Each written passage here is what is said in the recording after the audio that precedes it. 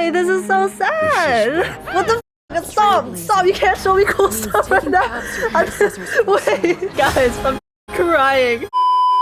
Hello, welcome in, guys. Welcome in. Today, we are going to be finally playing the second half of the 2.2 PENACONY story. I am really excited. Every single person, you guys keep saying that it's peak and that it's like peak fiction and that it's so hype and everything is going to pick up from here on out. So I actually just can't wait. I can't wait to be very surprised. Usually I try not to get my hopes too high, even when I know story is good, but this time around I can't wait. I'm super duper excited to play the rest of the story and see what you guys mean by saying that 2.2's story is PENACONY. So yeah, we'll just hop right into it.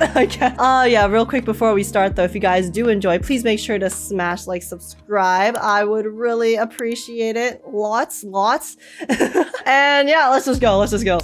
Let's play. I am hyped. So yeah, the last time where we left off in the story is we just entered a talent show. We just went to PENACONY's Got Talent for which is super random actually, but you know, it's interesting. Very interesting, and I'm excited to see where it's gonna lead. I wonder what kind of performance we're gonna go put on. So yeah, I guess we just arrived here last time and then they interviewed us and now we're gonna go participate, I guess. Exciting. Right. This venue. Whoa, this venue is so neat. At time known as the era filled with boundless possibilities. Like, it's so trippy. Okay. Whoa! Dude, this area is this area is insane. Is that under the theater? I'm guessing this is under the Grand Theater? Nameless, your arrival reminds me of the grand occasion well, when let's find out. PENACONY was Oh, look at first Robin in the background.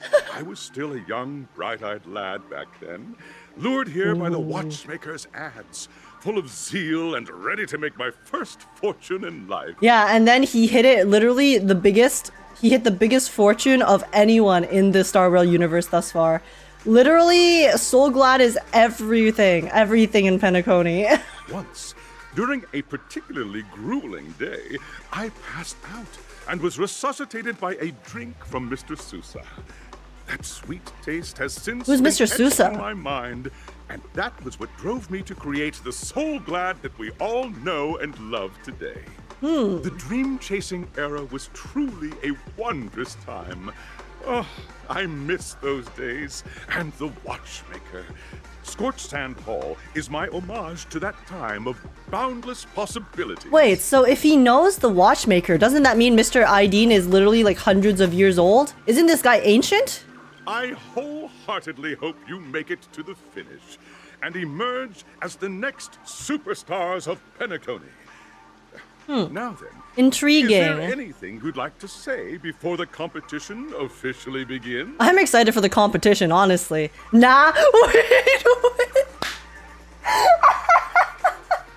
Oh my god, wait, that reminds me of the meme you guys posted on Discord earlier. Wait, let me find it. Oh my god, I love starrail. Starrail's so funny. I can't believe they actually made that reference in the game. That means that this is like updated. Like that incident that happened like pretty recently, I would say. Okay, I have to pick that option. That's the trailblazing spirit. Oh my goodness. How about you, Miss March? Hello, everyone! Next up, get ready for Oh, the damn. Mega March 7th adventure, where I'm going to break the speed run world record! Honestly, March would make a great celebrity. Trailblazing into the uncharted. She's so cute and so energetic all the time and just adorable.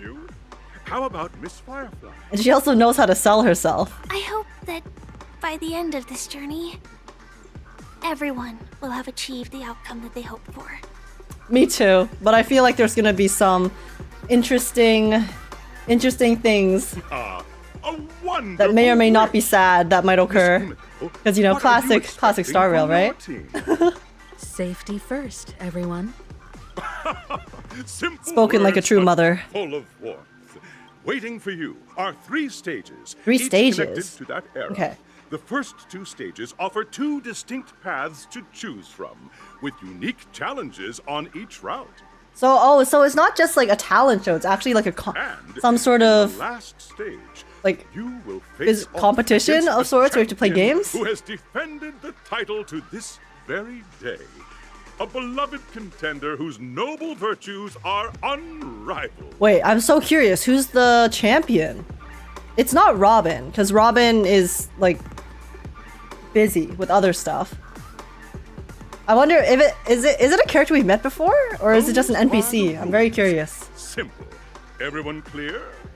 Now then, I hereby announce that the 33rd Scorchsand Festival of the 20th season, sponsored by Soul Glad Enterprises, has started. Okay, let me in. I will win. Nah, I'd win. Watch me. Everyone, Watch as me, the guys. Trailblaze festival is drawing closer, we must reach the end as quickly as possible. Factoring in efficiency and safety, splitting up into 2 groups is the best choice. Oh, okay. We're splitting different teams. Divide and conquer. March and I haven't known Miss Firefly for too long and aren't overly familiar with her. It'd probably be better if the 2 of you paired up. Fine by me. Let's do it. Oh my gosh, is it date round 2? All right. I don't have a problem with that. Enough chit chat. Let's do this. Say what now? I get to pair with Firefly and there's no catch? Yeah, eh? It'll be a shoo-in with me this round. Hold up. Has any of you even bothered to ask me for my consent to this? Okay. We get to go on another date with Firefly, and this time we know the truth. So we take it. We take it. Welcome to the first stage of Soul Glad Enterprises' 33rd Scorchsand Festival of the 20th season. What a long title. Dreamplay Fantasia. In this stage, you can choose between 2 challenges: the School of Acting, or School of Action. Okay, what are the challenges for In the both of them? School of Acting challenge, you have to complete 3 performances from 3 scripts and move the panel judges.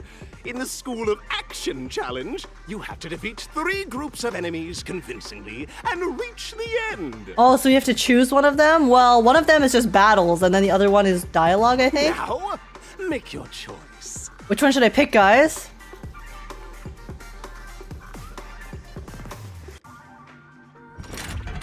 Do we only play one of them?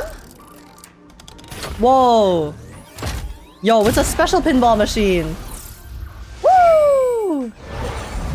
Yo, this is intense. Damn, a cutscene just to travel? Select the challenge area. Whoa! Wait. Like the button on the track? Oh, and then it brings us to the separate one? Oh, I went with action. I've heard acting is better. Acting? I'm assuming the action one is just mostly fighting. So should we choose acting? Let's do acting, maybe? Let's do the acting challenge, guys. If it's funny. Okay, okay. Let's see. Those who dare to dream. Welcome to the School of Acting. Yo, the music here. Step onto the stage and move the judges with your heartfelt performance. It's Bop. The next cosmic star of PENACONY could be you. Okay. Competitors, allow me to introduce let's see. the rules of this You guys are gonna challenge to see you. my acting prowess. There are 3 stages up ahead. On each, you will find an outline of a script. These 3 scripts were written by the legendary filmmaker, the Watchmaker, and depict various stories from PENACONY's era of pioneering. And then I guess we have to act them out? Your task is to bring those moments to life, find the right words, and act convincingly to make the judges feel the script's intended emotions. Oh, I wish you a successful performance. All right, we'll do our best. Also, a bit of trivia. The record score for this stage is held by a participant with fiery red hair. Fiery red His hair? Exceptional performance brought His even the exceptional strictest performance? judge to tears. It's like he wasn't even acting at all. Red hair? Who do we know who has red hair? Himiko? But it's a he. Males with red hair? Luca? Argenti? Oh my god, that would be wild if one of them shows up. We are running out of time, so let's get this over with quickly. Okay, let's go. Let's go acting. I'm gonna show you how good I am at being fake. Just take a look at this pair. Such star quality. Since you come as a pair, I'll prep a two-person scene for you. Pom-pom with the red wig. You two, are you ready? I was born ready. Ready. Envision that you both, driven by the spirit of exploration, are arriving at the land of dreams that is PENACONY for the first time. Okay. But instead of lush lands, you find yourselves amidst swirling sands and desolation, far from the paradise the Watchmaker described. Yo, I would feel scammed.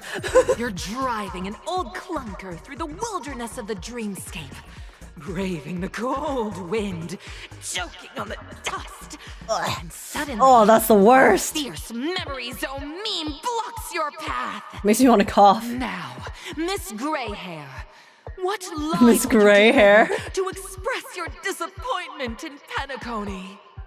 Okay, let's see. What are the options? Great, I love living on the wild side. A brutish creature. Quick, let's run it over. What in tarnation is this hellhole? The Watchmaker is a big fat liar. I want to pick the first option. I'm inting, guys. I'm inting. No, that's not I'm right. throwing. You're trying to express disappointment. Hey, Firefly! Why do you sound so chipper? Hey, Firefly, don't judge my decision making, okay? I love the wild side. Let me live. Oh, okay. Forces me to choose it. Okay, I see. Very good. Now, though you're disappointed, your screen partner is conversely very enthusiastic. Oh, what? Firefly Now, gets to say be excited? you will That's messed up. say- Why can't I be the wild, young, and free, huh? This is great! I love living on the wild side! A convincing performance. Truly. Very good, very intense. And then we cut to the story's next scene. You find a job mending the rails, but the days are long and your endurance can't keep up, and you finally collapse in the endless expanse of desert. Ugh, we pass out. Suddenly, sweet rain falls from the sky, Oh. wetting your lips and rousing your spirits. Now, Yo, Miss Aventurine's Gray, homeland wishes that what were line will best that were it. express your surprise at this moment? Wowee, PENACONY, my PENACONY! You truly abound with opportunities. Just let me die of thirst instead. Perhaps we were never meant to succeed. Wait, what? I'm confused. I think it's the first one, right? Because we're happy that there's rain, because we're dying of thirst. But at this moment, Oh, okay, I was correct. partner yet gazes into the sky, both her eyes closed. The raindrops fall, blurring her vision, and she tragically says, Perhaps we were never meant to succeed.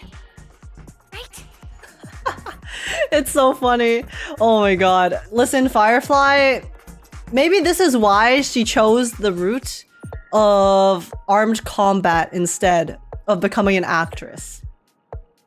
And I think she picked a job that probably suits her more. So you go, girl. Fantastic! Both of you have an incredibly solid foundation in Huh? dialogue Really now? delivery. However, lines aren't everything in a performance. Please continue this story on the second stage. Really? That you thought our performance was good? Up next, you'll be challenged with a body language test. If you considered our delivery good, then what kind of I hope What kind of low bar competition have you guys been running here? My goodness. Oh, whoa, the stairs appear. That's fancy. Okay, onwards. Body language time. Here, you two are required to skillfully utilize body language to portray the story context I've laid out for you. Do you guys want me to do this IRL? Want to see my body language? I'll show you. I'll show you my acting. Stranded in the desert. This rain quenches the anger in your heart. You look to your companion, now completely devoid of fighting spirit, wanting to comfort her. At this moment, what should you do to make her laugh? Make a silly face. Tell a dad joke. I love dad jokes. They're so funny. Pat her head. Tell a dad joke! Okay, I'm telling a dad joke, guys. Like, they gave me the option. The test now is about body language. I don't think dialogue is allowed here. Oh, I have to select an option. Oh, whoops. Roll around in the sand. Make her laugh? We have to roll around in the sand, right? Do something silly? What? What? Let's see it. You want to see me roll around? Oh my god. What do you mean? I have no sand here, okay? Like,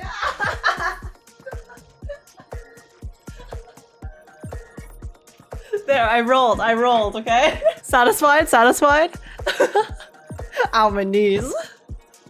Right answer. I got you. Your companion sees you rolling about in the sand and thinks about the arduous obstacles along this journey. 10 of 10 peak She acting, can't thank help you. but let loose a laugh, I sure do try. Kindling hope in her heart. And so this girl... So what does Firefly do in response? I'm gonna get back on my feet and keep moving forward.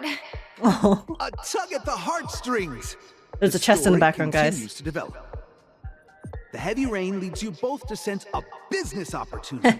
So you start venturing into the umbrella industry. Umbrella industry? Just as the business begins Oh, to pick up, because it's raining, right? competitors start flooding the market with low-priced goods, squeezing your market share. You have no choice. No, the knockoffs, Goods guys. stockpiled at high prices have to be sold at a loss. This is a pretty self-destructive move, which drives your business to the brink of bankruptcy. At this moment, what would you, who refuses to admit defeat, decide to do? What are the options? Leave dejectedly, get on my knees and grovel, stand up and smack the table. I guess we would stand up and smack because we're trying to fight back, right? There you go. You slam the table and rise up. They think you'll back down? Impossible. Dreamchasers can be knocked down, but never knocked out. Fantastic! But it's a pity your friend does not agree. Seeing that you're up to your eyeballs She doesn't in agree? debt, she sees nothing but despair Oh. in her future. And then... I leave PENACONY in utter disappointment. Is that okay? Quitter, you're a quitter! Never give up, never surrender! Of course! Absolutely! I was this close to tears! Both Guys, of you my hand's possess tingling. exceptional acting talent! However, the true test is yet to come. You're about to encounter the harshest judge this show has ever seen. Okay, we've done dialogue, we've done body You'll language. need to I have no idea rely what the third one on would be. Perfect performances if you want to win them over. Let's see it. No, our partner left us. I know! Our partner is a quitter. They abandoned us. Let me do this real quick. Okay, let's move on. Okay, let's see. What are we being judged for here? Welcome to the final Strict stage. judge. Actually, all the scenarios that you previously encountered were all from the film Once Upon a Time in Dreams. Two companions arrive on PENACONY with nothing but a dream. Their desire for achievement is met with continuous setbacks. Ultimately, one continues on, despite spiraling into debt, while the other concedes defeat and leaves. Wait, guys, is this based off a true story? Is this what actually happened with the Watchmaker, maybe? So the Watchmaker stayed, and then the Watchmaker's partner left way back when? Many Maybe? years later, their paths cross once more in the thriving PENACONY. Yet, they refuse to acknowledge each other because... I became a big shot, but she ended up destitute. I fell into poverty while she's leading a normal life. I'm leading a normal life, but she ended up in destitute. I guess big shot? Against the backdrop of a Yeah. Okay, we got it right. The joy of reunion mixes with the sorrow of past separation, the awkwardness of being strangers, and the shyness of a long-awaited encounter. All converging at this very moment. So we have to do the reunited scene. Give it a shot. Try and convey this bittersweet scene to me. Bring it to life with precise and emotive acting. Oh boy, here we go. Is this ever going to end? Alright, this is our final acting test, guys. I know. Why don't you try that clockwork thing you used before? Wait, guys, Firefly's telling us to cheat. Firefly, that's cheating! Bruh. I thought we were gonna act, but instead we're gonna manipulate their emotions. Far from satisfactory. I would never win a competition like this. There's no point. Tisk tisk. We have to make them emotional, right? So sad? God! Huh? We haven't even done anything! It's so touching. Your portrayal outdoes the original. Truly, us standing here, not saying a single word. I'm sorry. It's just in my blood. Okay, acting. I have the acting gene. What can I say? We have passed the test. We ought to hurry up. Stellaron is at stake. Oh, true. We're here because of the Stellaron, right? Congrats to both of you for clearing the stage, but more importantly, are you having fun? Yeah, that was pretty fun. Fun is more important than success. Look at the time. You finished much faster than that red-haired contestant. Yeah. But we did also cheat, though, so, you know, doesn't feel great. That red-haired contestant. Who is that exactly? It's the previous winner. You'll find out eventually, but only if you clear the next test first. Welcome to the second stage of the 33rd Scorchsand Festival in the 20th season, sponsored by Soul Glad Enterprises. Gunfire time! Gunfire time? Wait, is this FPS? You have the option to choose gunfire and undergo Brother Hanu's trial, or time, where you'll face Clocky's trial. Oh. Clocky's trial? Make your choice! Brother Hanu's trial would be doing the Hanu game, right? Then what would Clocky be? Is it the clock puzzle? Oh my god, this is so cool. It actually flicks us. Okay. Yeah, so these are the two puzzles, I'm assuming. Do I want to do time trial? Gunfire trial? I kind of want to try the gunfire trial, guys. We get to shoot stuff? We'll do gunfire. Oh. Dear friends, welcome to the enchanting universe. We're back inside the hotel, or the dreamscape. Awaiting you is the morally dubious yet ever charming character from the animated Morally series, dubious. Hanu. It is said that these cartoon characters were inspired by the Okay. Watchmaker's own experiences. According to research by Clocky scholars, the original Hanu of reality shared a deep friendship with the Watchmaker, akin to comrades in arms.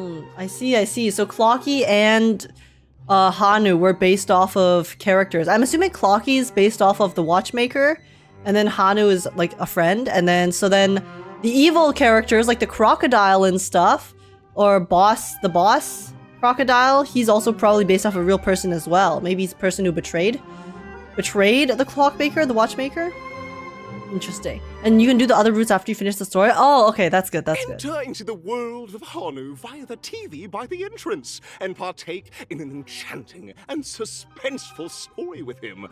Good luck in there. If it's a gunfire trial, Okay. we should be able to settle this with a fight, right?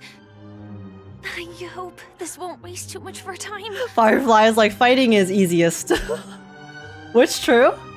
You know, she is very adept at such a thing. Oh, it's the birds. Ready? 1, 2, 3. Okay. Let's go in. Are we both in control of this Hanu character? Oh, guys, we're playing tandem. One of us is on keyboard, one of us is on mouse. Like you've got the hang of it.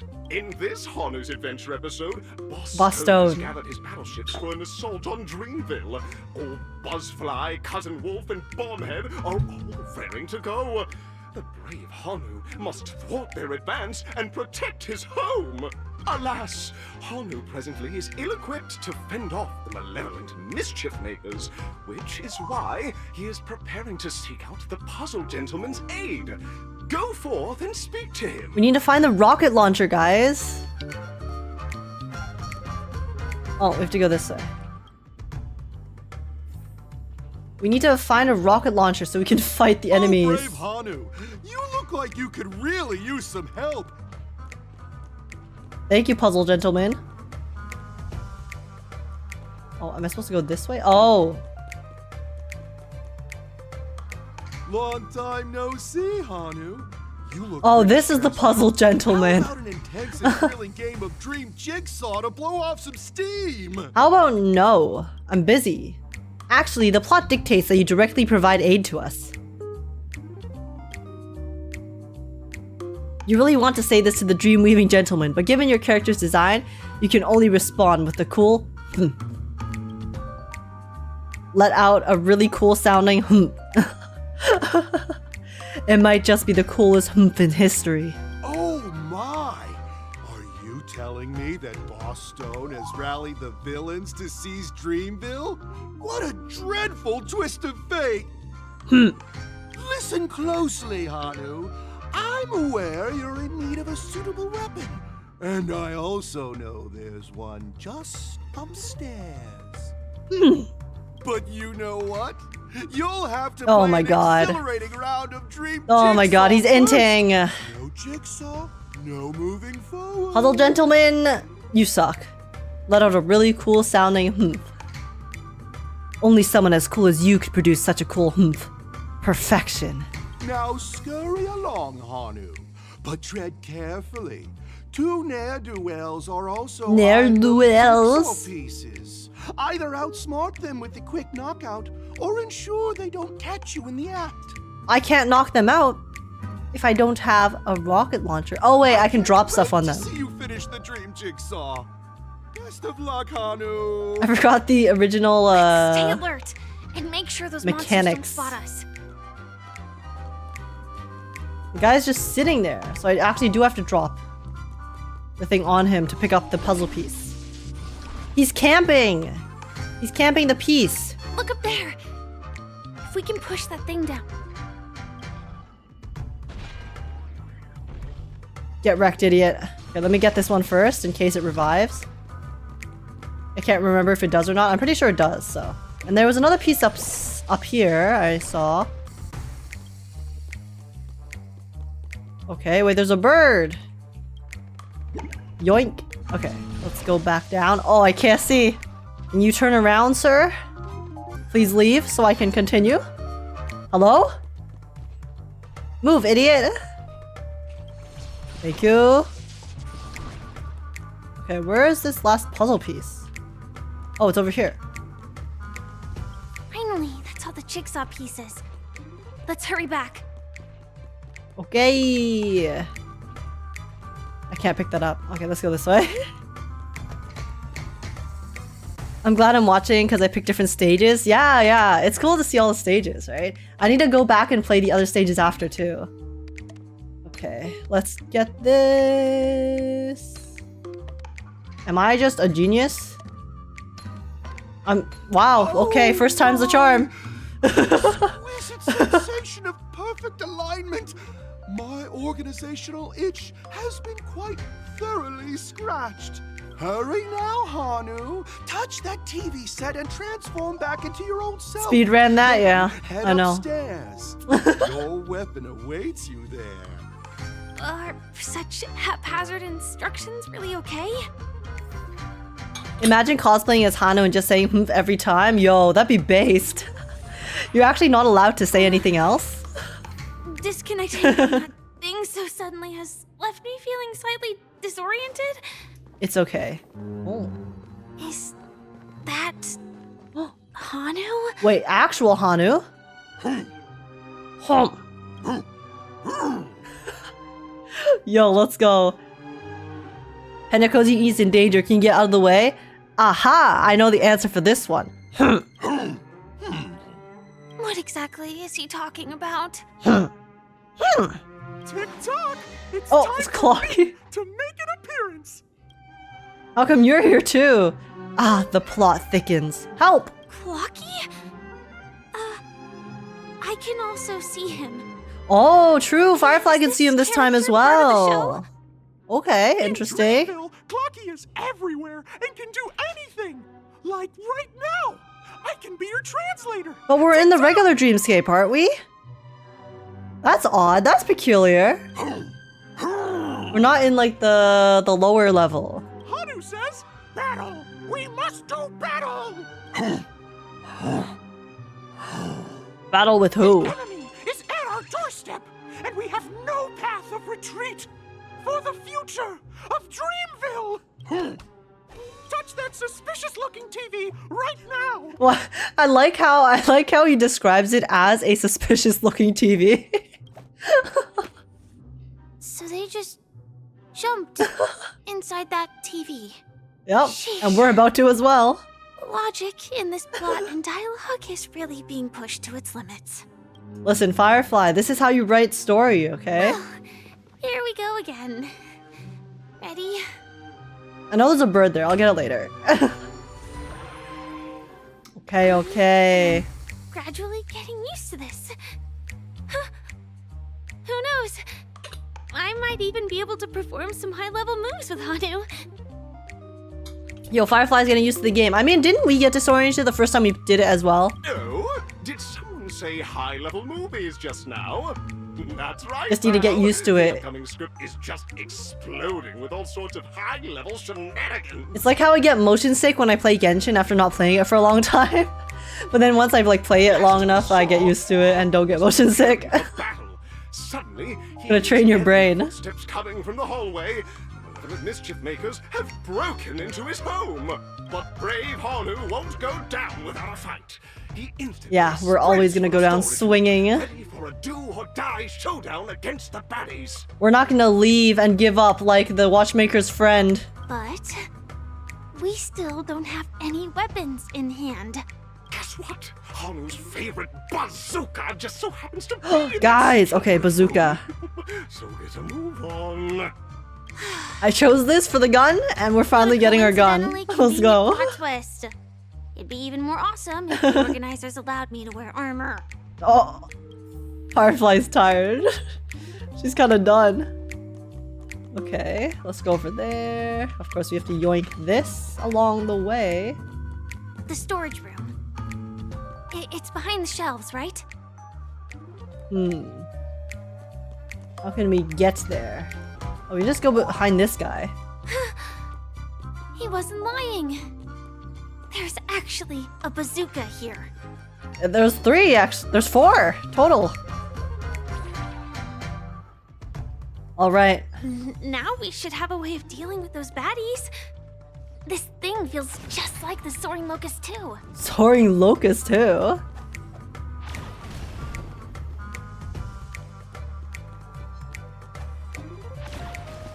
Kaboom! Kaboom! It's so satisfying. Whoa! Oh, what? What did I just do? Careful. It looks like we've got more company. Get ready to fire. Alrighty. Oh, I need to pick up bullets. There's 3 enemies and I only have 2 bullets. Oh, there's a 3rd one over there. Okay.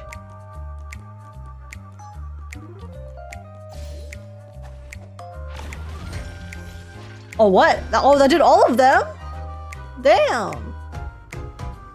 Okay. The enemies keep coming in waves. Oh god, there's so many this time. Here we go again. But no big deal. We're pretty handy with this bazooka now. Yeah, I don't even have to aim it. Oh, there's AoE? Oh, there's splash damage. Okay. Oh my! Hanu is on a streak! Everyone! The stage is complete! Quickly! Head through the TV to the next stage! Oh, okay. We're finally done with the Hanu. Alrighty. Alright. Let us go next. Firefly's about to go full Scorched Earth operation mode on this competition. Yeah. She's like, I'm sick of this. Can we move on? But it is gonna be hard to let go of this bazooka. Can't we just brute force it? I mean, it looks like she was enjoying the bazooka. Wait, Firefly's actually like addicted to fighting, isn't she? Because she enjoyed the bazooka. She was frustrated up until we got the bazooka, and then she started having fun. You know? You know? Never mind. Let's hurry over to the next stage. Okay, let's go next. Ooh. Oh, is this the final one? Congratulations to both of you! Oh, We're going into the black hole. And proven yourselves. But, unfortunately, there is We have to fight each other. Pony's festive superstar. Oh my gosh, it's like all of those. It's like the competitions where it's like they force you to make a team and then form a bond and then... But guess what? There can only be one. So now you must compete with each other instead. Stage, I can't believe they actually pulled that on us here. Champion. If you fail, you will lose the opportunity to become the festive superstar. Damn. Welcome to the 33rd Scorchsand Festival's third stage in the 20th season, sponsored by Soul Glad Enterprises. TM. Superstar Oh, he didn't say the TM. Showdown. All right, let's see. Who are we fighting? Who's boss man? Are we fighting the red-headed winner? Who's it gonna be? I can't remember anyone else who has red hair, but I feel like if it's between Luca and Argenti, it's probably Argenti, right? I feel like this is like, you know, something that he might participate in. He's dramatic. He loves the drama, he loves beauty, so I feel like he could be here. Oh, whoa. Oh, are we winding it like a clock? Oh no, I have to... Oh! Oh, I have to click this button. Arena 1 or Arena 2? I don't know which one to pick. They didn't tell us anything. Arena 1? Arena 2? Guys, which one should I go? 1 or 2? What did you guys go? I'll go the other one. Whatever. Oh, it doesn't matter. 2. Okay, we'll try 2. I wonder if it makes a difference. Oh. Honestly, these stages look really nice. They have that kind of... These stages actually kind of remind me of Borderlands 3. You know, when you get to that one area? I think I just saw someone. Oh my god, wait, it is Argenti! Extraordinary. Guys, am I a genius or am I a genius? Please wait, my beautiful ladies.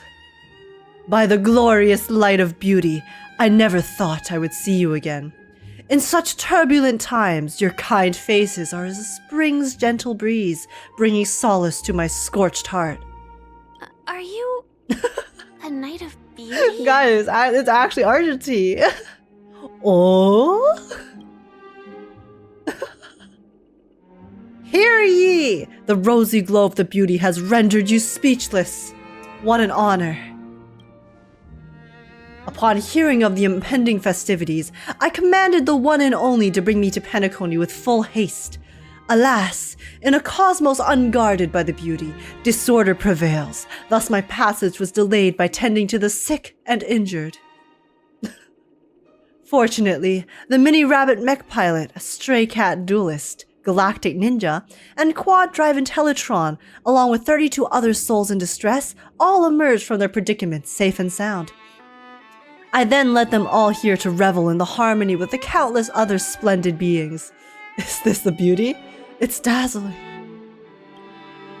I do not deserve such praise.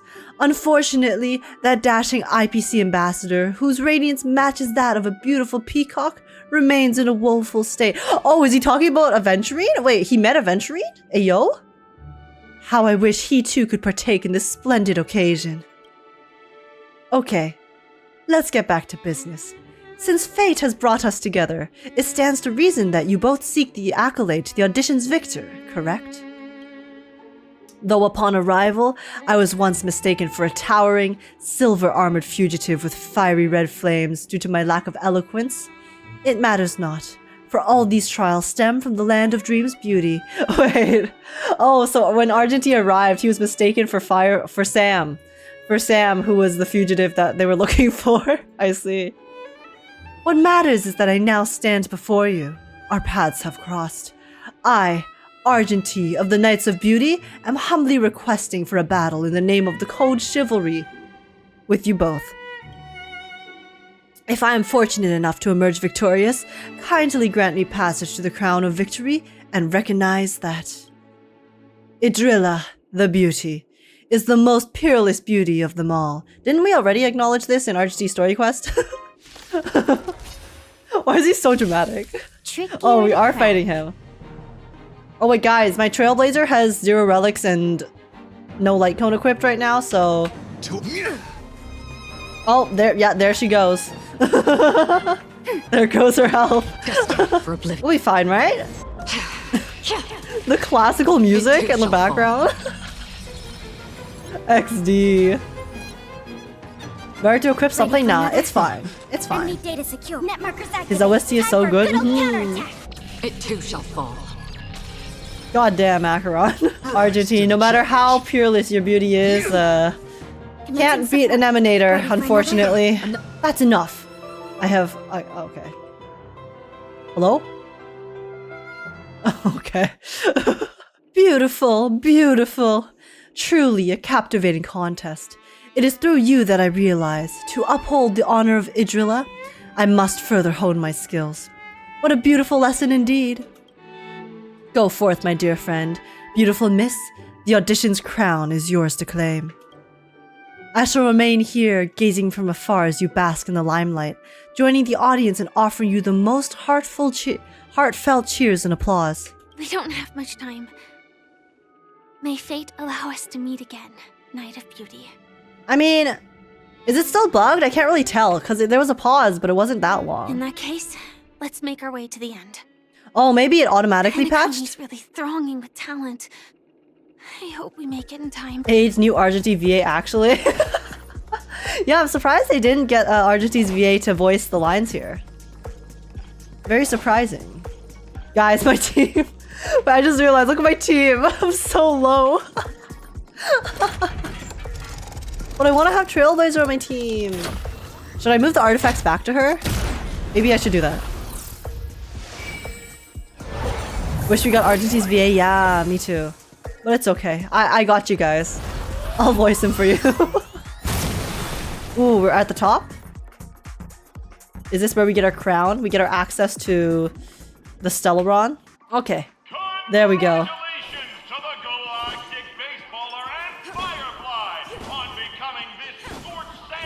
Hey, they actually called me the Galactic Baseballer. Slay.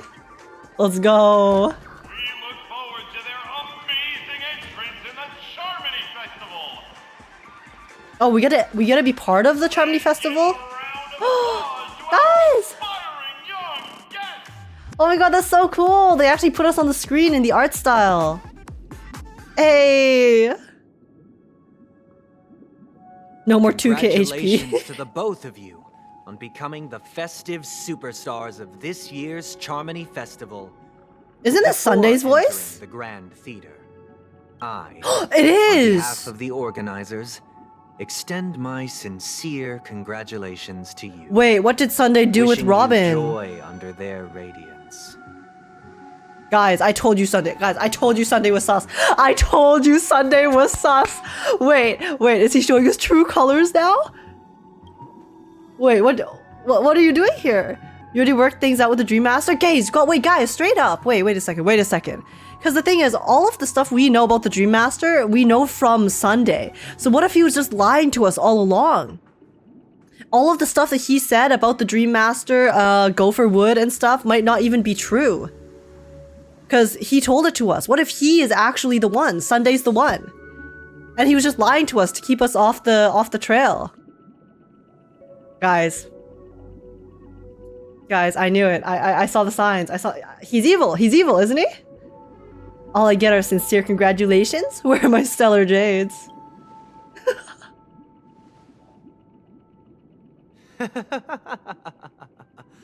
Your endeavors are worthy of extra recognition, and I've taken steps to ensure that. However, this reward is not a material one, but rather the opportunity for an open and honest communication between us. Sunday, is he actually the villain? As previously promised, my sister, Mr. Yang, and I have met with the Dreammaster. I don't know if I trust him. About PENACONY and its Stellaron, and have come to a consensus. I don't know if I believe you, bro. Both I and the Oak family cannot acquiesce to your request. Just as expected. Oh, Firefly is like, oh, I saw this coming. We acknowledge the perspective of you, Nameless. PENACONY does require change, but not as you propose. The planet of festivities how did we propose? cannot and will not revert to a place characterized by chaos, disorder, or anarchy. Through your journey of overcoming obstacles, you must have glimpsed the Wait, guys, essence the of that eye on era. the stage is the same symbol as him. Ruthlessly eliminated, equality non-existent, common folk living precarious lives, eking out a dreary existence. Where's this going? Ultimately, only heroes like yourselves manage to achieve success. Oh, so he's saying that the everyday folk will be unable to live happily in the PENACONY that we're trying to change? But I would dare ask, if you did not possess the special status of having a Stellaron, and you were but an anonymous and frail member among the masses, which PENACONY would you prefer? Thank you so much for the sub, for the 4 months. A dystopia for the survival of the fittest, or a sweet dream paradise for all? Sweet dream paradise for all? Listen, this is like the red pill, blue pill situation all over again. It's, you know, would you rather live in blissful ignorance, or would you rather know the truth even if it is more painful? There's nothing wrong with being the fittest. A sweet dream paradise doesn't sound too bad. I don't know, why are you asking me? Don't ask me questions, guy. That's not the point. Don't let him mislead you. Mr. Sunday, even if the members of the Oak family can't fully agree on what to do about the Stellaron, now's not exactly the time What to does be he holding want an from extensive us? discourse about PENACONY's past and future, is it? Isn't this Acheron's question in the beginning? Oh, true! True, I forgot about that. When we first enter PENACONY, she asks us all these philosophical questions. Yeah, I think she did ask us that before, but we chose to, we would still rather live like life in reality. The Stellaron right? issue concerns the life Without and death being of blinded? everyone on PENACONY. If anyone has a better suggestion, the crew is more than willing to listen. Also, it'd be best to tell us the ins and outs of that meeting. This way, we'll at least know what Welt and Ms. Robin are dealing with, and the reason why they failed to make our appointment. Oh my god, did he kidnap them? Ah, Navigator. That is precisely my intention. Yo, why is he With all so present, suspicious? Let's begin by discussing Like, the I know he's details already- of that meeting. He's already like putting himself as the antagonist here, but the way he's acting. Let's talk about our tribulations and choices, our ideals and beliefs, and our final course of action. The only path to take. Which is... I swear to god, if they cut to someone else, I'm gonna be so pissed. A while ago? Okay, they're showing us. You mean to say that for the longest time, there have been scoundrels who would use the Charmony Festival that I have bequeathed to the masses as a tool to realize their ambition? Indeed, Dreammaster. Once the Charmony Festival begins, the Stellaron's powers, along with the song, will be broadcast across the entire planet of PENACONY. And then everyone in their dreams will be unable to awaken. Oh, that's what's happening? This is indeed surprising to me. The dreamscape is maintained by the collective effort of the 5 families. If someone were to use the Charmony Festival to recklessly disseminate the power of the Stellaron, this individual must hold a position of great authority. Yeah, it's Sunday. Sunday holds a position of great authority. It's him. It's the man standing in front of you. Do you have any suspicions? Yeah, this guy right here. I'd like to ask, did you really not know of the Stellaron's existence? I would have never thought that this nameless would point the spear at me. Quite astonishing indeed. Dude, this Dream Master is so rude. If I have offended, the Astral Express extends its sincere apologies. But the current circumstances are dire and leave no room for meticulous inquiry. We're doing this out of concern for the Dreamscape's safety. So, if you could, please alleviate our concerns. Dream Master, it's just to prove that the Charmony Festival has nothing to do with the Stellaron. If we're being overly cautious, I will return to the stage to offer tribute in song, just per the arrangement. Wait, why? Oh, so she's saying that she will, because the Dream Master obviously wants the Charmony Festival to go on, so she's like, I will help make it seem like nothing's happening as long as you do what's right and save the people of PENACONY, I guess is kind of what's happening right now. Sunday, Robin, I've watched you two grow up and know your dispositions like the back of my hand. Both of you, The bird in the right background. now, can surely be lauded as their most devout advocates. I already know your resolve. The magnitude of this matter is enormous and cannot be taken lightly. Since Mr. Yang has asked with such earnestness, I will personally respond in kind. If there is a need, the entire Oak family will be mobilized to heed your call. Sunday, might I ask you to beseech them to cast their light unto me and question me? Why are you asking Sunday? Sunday's the one who's sus as hell. May be concealed. I will do as you command. Robin, could I entrust you to be present as a witness, to document the truth, and to This entire proceeding is so peculiar. may be utterly dispelled. I will do as you command. May thy will be carried out on earth, just as it is in the heavens. Yeah, like, I think the Dream Master is fine. I think it's Sunday, guys. Triple-faced soul, please sear his tongue and palms with a hot iron, so that he will not be able to fabricate lies and make false vows. Oh, here he goes again. Let us begin. There is nothing else to prepare. Understood? Oh, okay. Question.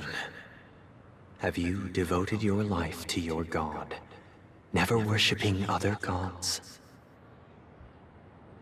Okay. This is a very vague question. Why not specify? Why not specify which god you're worshipping, huh? Naturally. Do you love your god as you do yourself? Always heeding their admonishments. Why not specify which god? Naturally. Sunday? Don't think I don't see you. Path expected by your god, betraying their name. Never. Have you ever been inordinate with your asks of your god, coveting more than the foundation of the creation itself? Never. Never. Okay, yeah, like, guys, this is... I have seen enough contracts and enough about making these like promises and lies to see a loophole when presented in front of my face. Then, final question. This is just Sunday hate? It's not hate if it's You swear justified. to fulfill all vows, past, present, and future. Dude, why are you not specifying? This is all so vague. This literally could mean anything. Like everything that he has said is just essentially saying like, oh, like this person, okay, the Dream Master could serve a different god / eon, and then now they could have made promises and vows in the past that are to serve the purposes that are not what we're trying to do right now, that go against what we're trying to accomplish and in saving Penacony. So like everything, all of these questions are goddamn useless. With the Eon as my witness, if I do not deliver on my words, or if I renege on my vows, my guy, may I be cursed in accordance with divine law. I see people. All I see is people trying to find loopholes while pretending that they're innocent. They have seen your faith and have endorsed your faith. With this, it can be evidenced. Just a moment. Yeah, well, would you like to bring up the fact that he did not specify a single thing here? What is it, Mr. Yang? I have another question I hope to have answered. Okay, well, okay. To my understanding, the family's harmony and prosperity have never relied on so-called divine laws. Oh? The god you both mentioned. Yo! That's right. That's right, Mr. Yang. Thank you for doing the work and making. Thank you for using your brain, sir.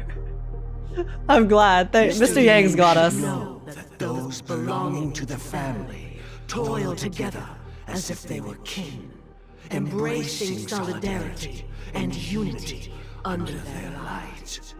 All duplicity is laid bare before the harmony. Dream Master, you still didn't answer the question. Like, this is... They're just talking in circles. You know how I can tell? Because, well, firstly, they're not answering questions, and secondly, if they were to do this to, if anyone does this to me in real life when I ask them a question, and then they talk in circles without actually answering the question, I get so annoyed. Which is why I think right now, I can notice it so easily, because I'm like, you guys are not saying jack shit that actually matters. Such a delicate and complex symphony. Which other god could perfectly harmonize this, if not for the Great One? She may. Like, Dream Master, you are writing an essay here and answering a question with another question. How about you just answer straight up yes or no? It's a yes or no question. Why don't you just say it, huh? Huh, Dream Master? Perfectly harmonized. Therein lies the problem. It isn't an outsider. Yeah, Mr. Yang, you tell him. You tell him. Changed the harmony, but a dissonance that has surreptitiously emerged from within this very symphony itself. It's also immediately sus when someone beats around the bush. Yeah, and all Sunday the Dream Master have done here is beat around the bush. Like, the Dream Master had so much to say to Acheron when kicking her out, but can't answer this question. Like, you know, I don't know, the signs are all there. In the distant past, there existed an Eon. With one flick of the wrist, they crafted the laws of the cosmos. Their followers formed the Beyond the Sky Choir, spreading solemn and reverent hymns throughout the universe. Later, they fell.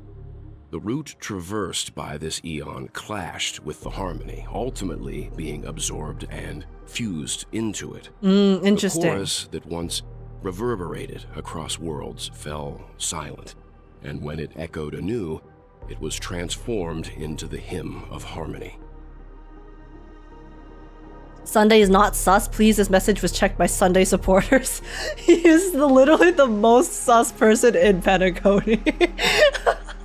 Though an Eon may perish, paths with no masters still linger. In the all-forgiving harmony, echoes of bygone dissonance may subtly arise. Like, Sunday is even more sus than Aventurine or Acheron ever were, to me at least.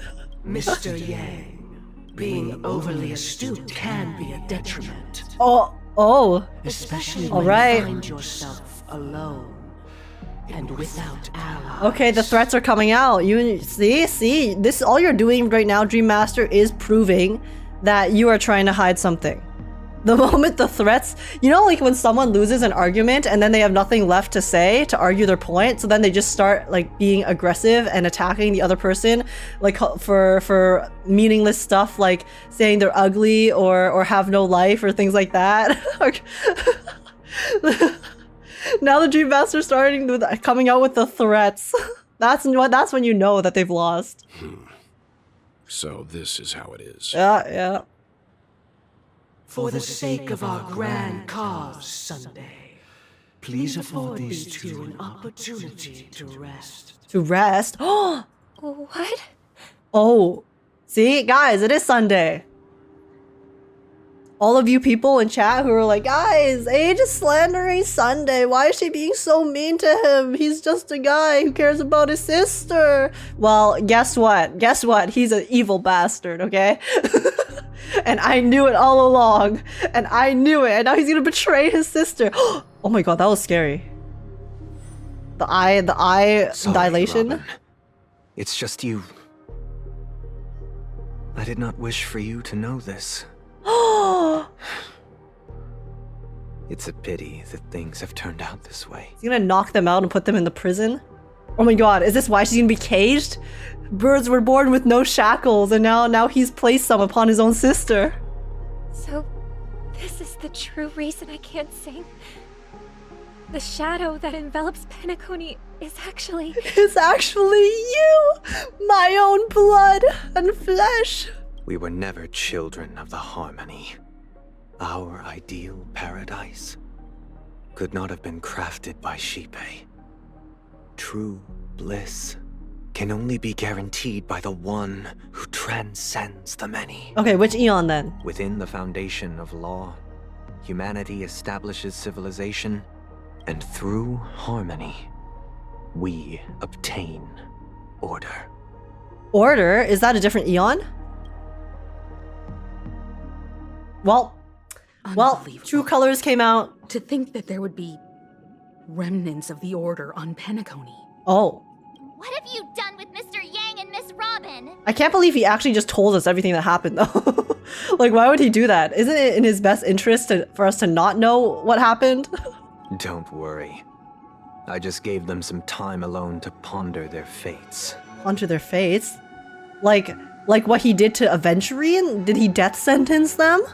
You should know that these actions make you an enemy of the Astral Express. Oh, Himiko, the big guns are coming out. Should we need to stand against the Nameless, it would only be myself and the Oak family involved. But we haven't reached that point yet, have we? If evil Y hot buffalo ways. Guys, yeah, we're gonna see Sunday on Hot One soon. Your efforts for the justice of PENACONY are evident to everyone, and have been widely observed. You want to talk terms with us? Stop beating around the bush and get to the point, yeah. Patience is a virtue. Yeah, However, it is, but how about you just answer our question? On the contrary, I'm here to make my intentions clear. If it is the Order that drove you to imprison Welt and Robin, and you're using them to coerce our compliance, then there'll be no point in entertaining any type of discussion. Yeah, exactly. Like, you literally kidnapped our friends, so like, how are you trying to discuss with us right now? You're mistaken, Miss Himiko. They are in very safe hands, and just as the family has always proclaimed, no one can be harmed in the dreamscape, least of all in the beautiful new world belonging to the Order. Yeah, okay, Sunday. This sounds like some dictator.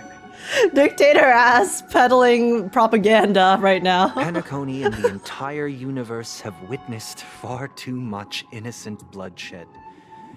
The strong wield their blades against the weak, and the victors push the vanquished to the brink of life. Natural selection. The world abides by this principle, establishing the well-being of humanity atop the corpses of the downtrodden.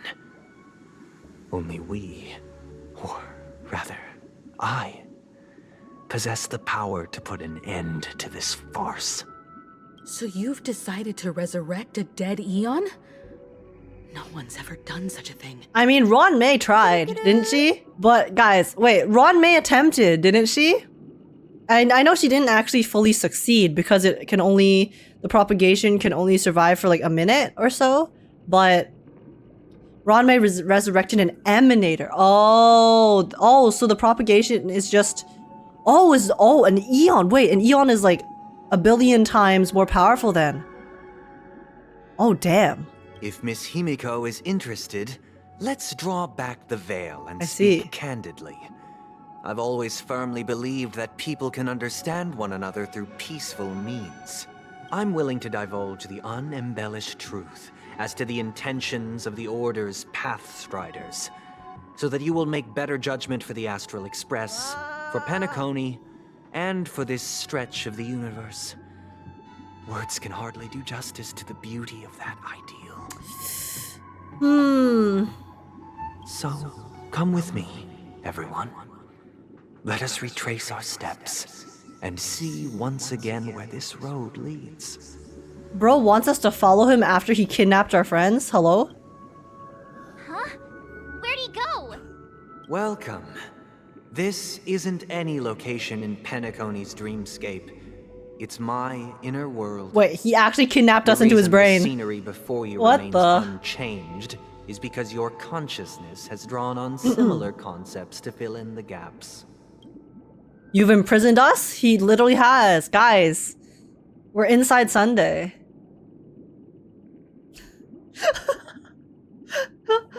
Did you do the same to Welt? It's a tuning process.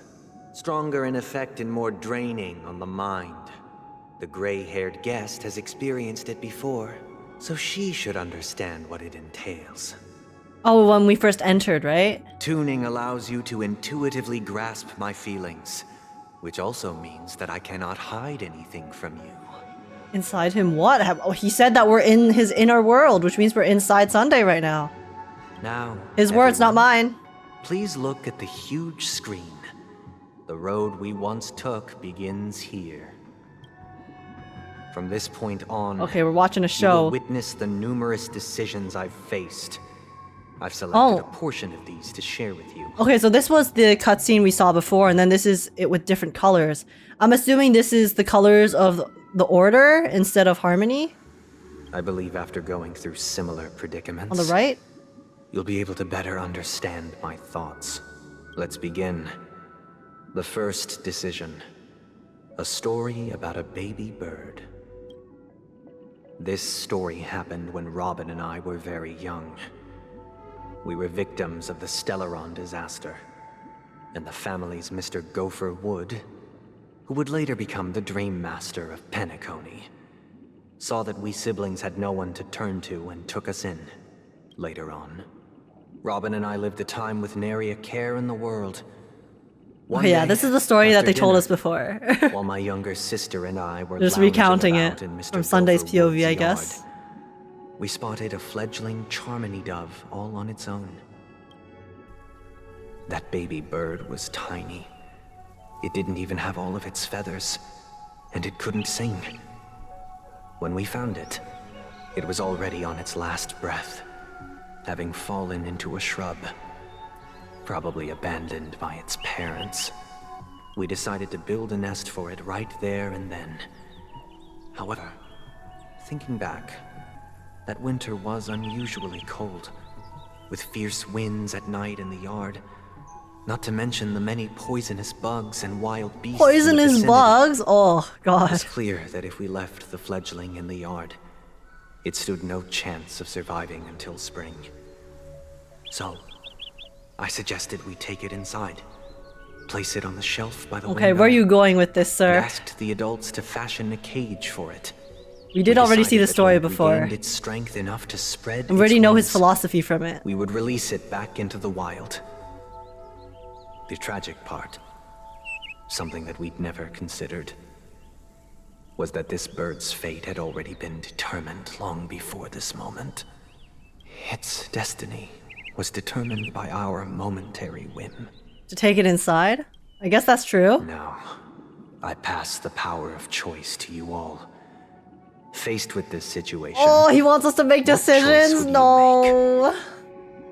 Oh, I hate making Stick decisions, to the original guys. plan and build a nest with soft net where the Charmony dove fell, or build a cage for it and feed it, giving it the utmost care from within the warmth of a home. Oh, this is interesting because I feel like most people would want to choose the cage, which is what Sunday chose, right? So this is actually this is so well written because it's actually causing, because up until now, right, we understand where Sunday's coming from, but we, obviously find him, we don't agree with his methods because we know that he's up to some no good.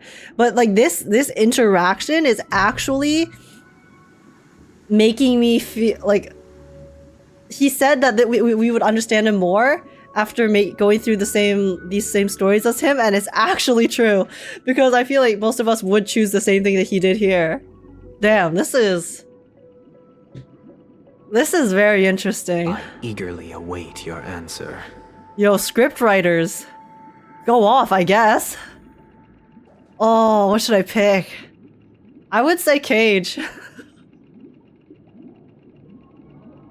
Oh, this is so hard. Because, like, it would die otherwise, right? So it's about, like, would you rather let it die and die but, like, remain free the entire time, or take it in and then give it a chance to live longer? But at the same time, it's like we are enacting our will upon it, right? Right? Talk with the others and see what they think. Okay, tell me. I have no idea. This decision is too big for me. I can't decipher his intentions right now, but based solely on that question, I would probably choose to build Okay, that Firefly dove agrees with cage. us. Even if I was gonna release it back into the sky, it'd have to be strong enough to fly first. If I left it where I found it, I fear it'd never get the chance to fly ever again.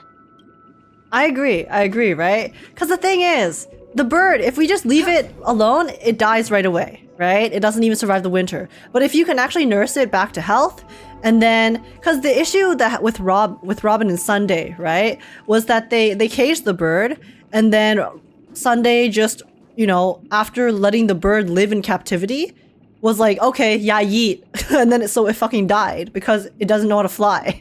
But if you can like teach it how to fly, right? If you actually like help it go through the process of learning the skills that it's missing from living inside that cage, then it can still have a chance to live a life later on. Right? But if its life gets snuffed out by the poisonous bugs and monsters straight up and the cold, then there's no chance.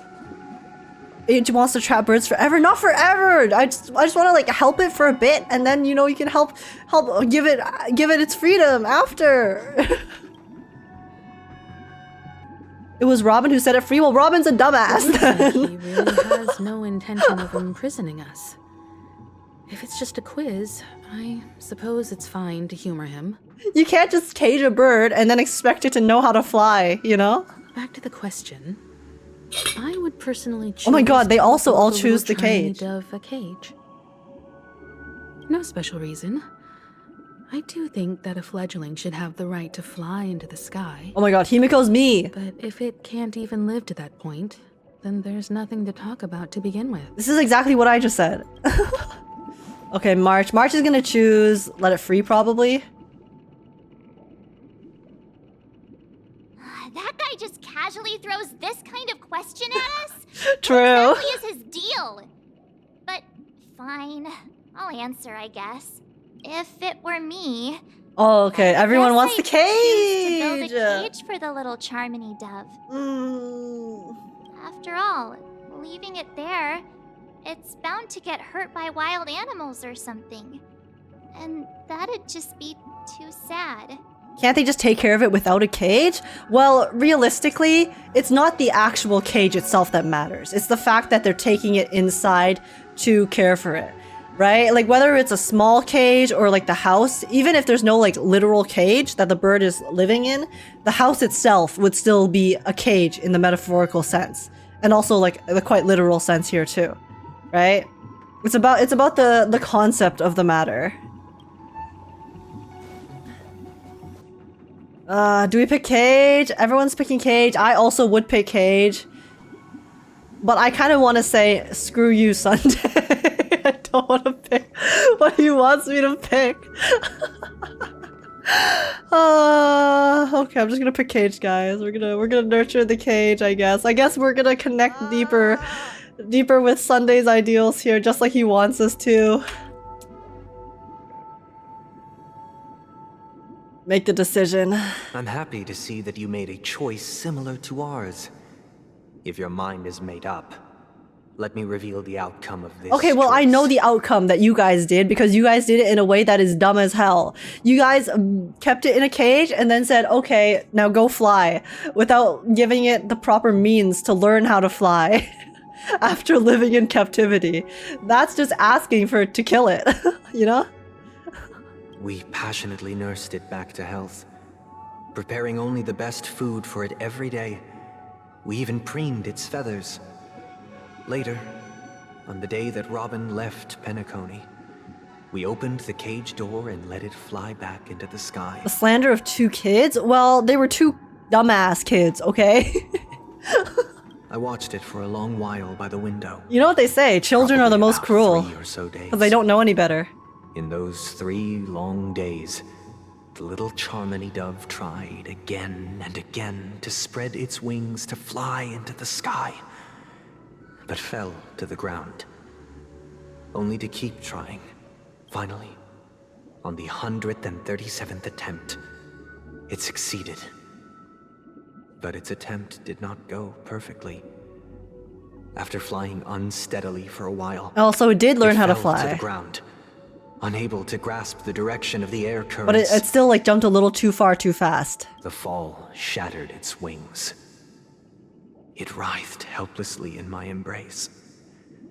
But it was all for naught, finally succumbing to a painful demise. And in that instant, our tender care, our given love and hopes, they all became the inevitable push that sent it to its death. Listen. Okay, okay, maybe we chose the wrong decision. Maybe we made the wrong decision.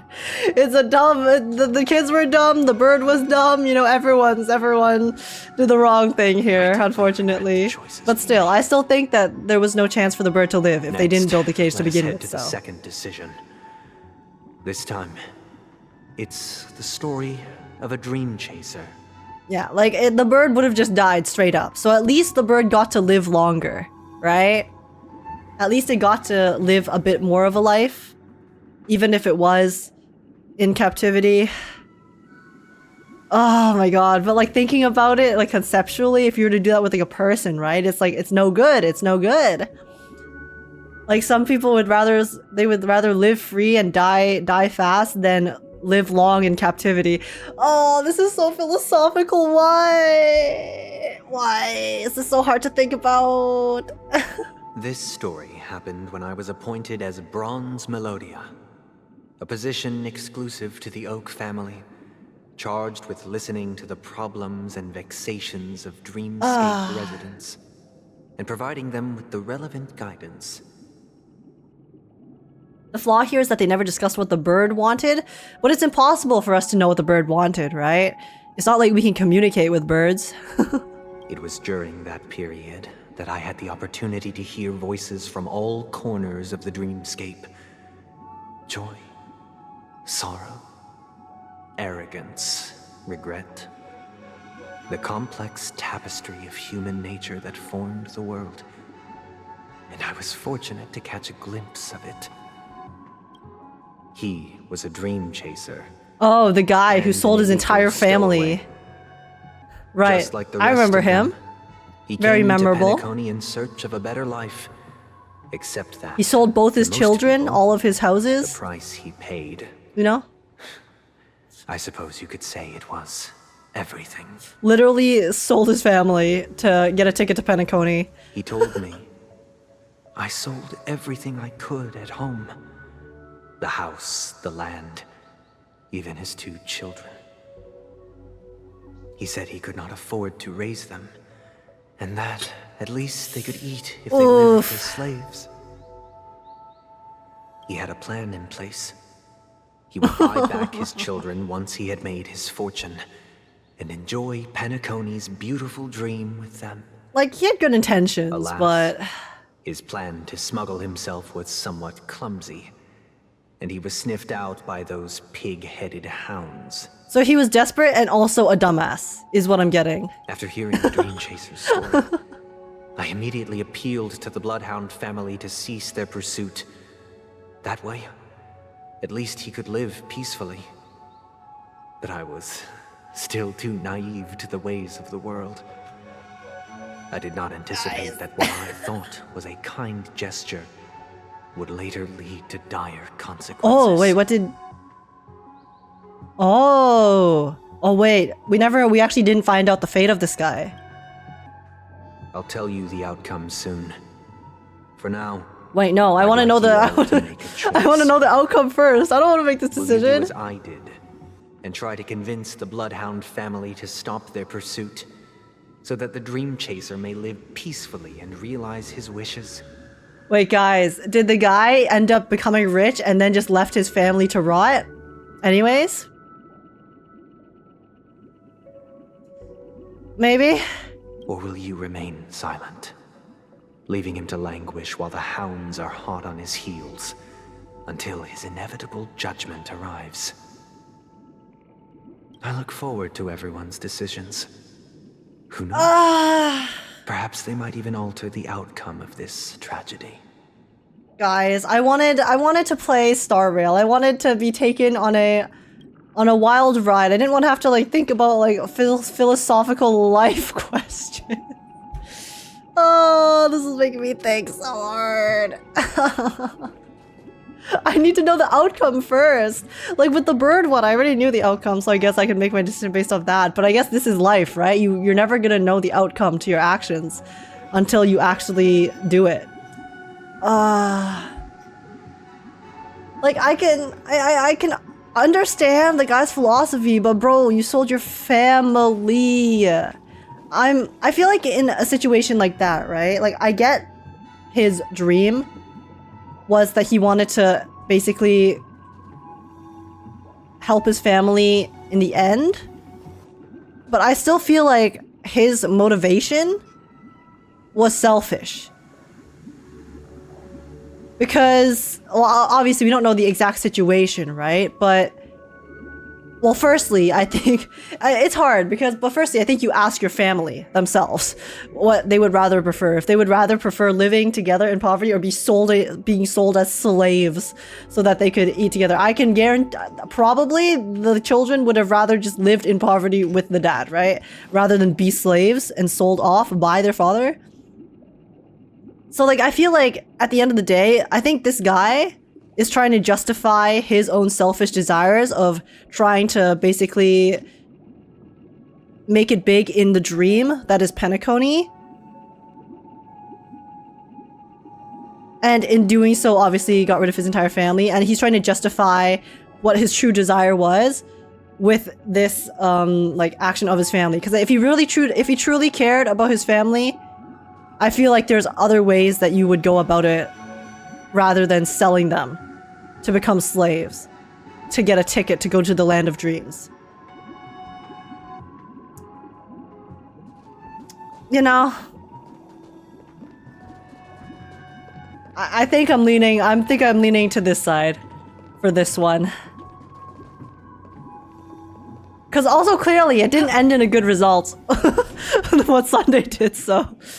But I think in this case, with the context that we have of what happened, I think I choose, because it's like his family's already sold. It's like it's not like he can really change it. He already sold his family. What's done is done. It's not like arresting this dude is gonna change their family's fate. So, you know, shrugs shoulders.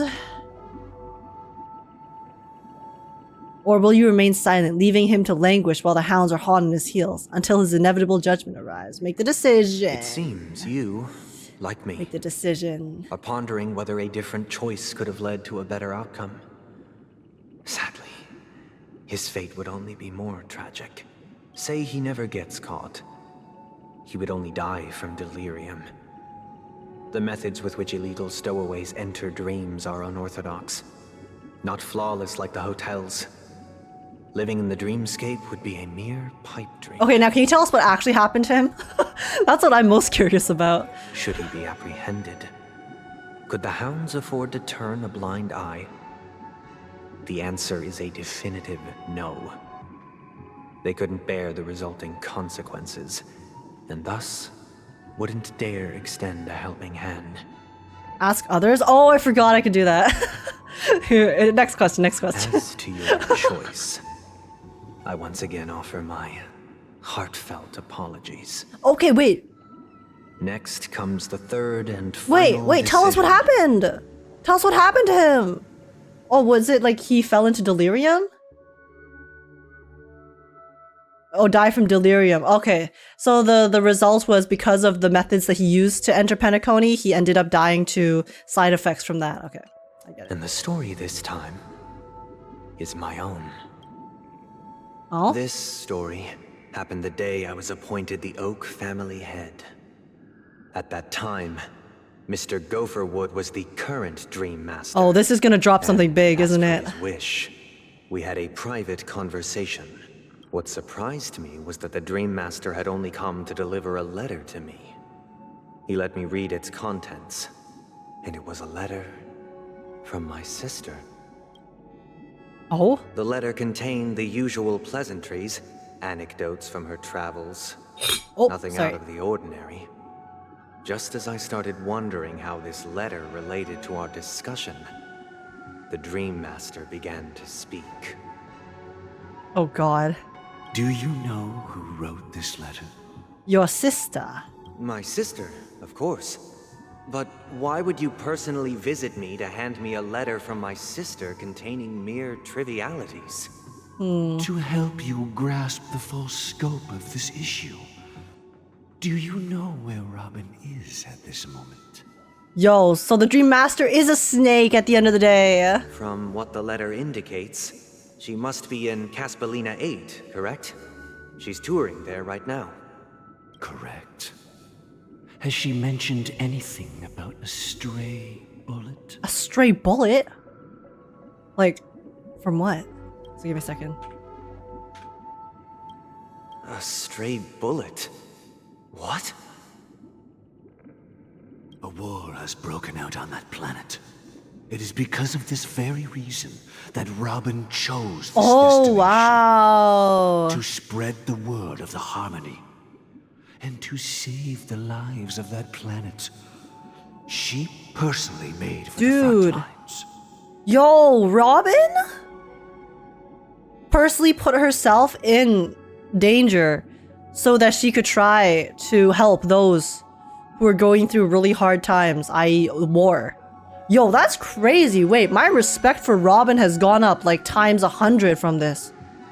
Damn. She hoped to ease the people's suffering with song, and was willing to brave mortal danger to deliver the IPC's medical supplies. Unfortunately, stray bullets show no such compassion. Imagine she's singing Welcome to My World on the battlefield. Stop it. No, you're making it so silly. This is touching, okay? This is a touching thing to learn. Is she alright? If the operation was successful, she should probably be recovering in the field hospital. Yo. Robin 07, truly. Holy crap. My respect for her has actually shot up so much. By the eon above, the bullet struck her neck directly, yet possibly as a reward for her consistent deeds of harmony. It didn't hit any vital arteries. Once you've attended... Oh, her neck though? Oh, how long would it take to recover from that? To write her back as soon as possible. Oh. Ow. Oh. Damn savages. I'll pack my bags right away. My gratitude for bringing this to my attention, Mr. Gopherwood. Now you understand why she always wears such elaborate neck ornaments, don't you? Oh, that's why she has the neck piece, like the neck ribbon thing. It's to hide the scar. Oh, wait, guys. Wait, Robin's crazy.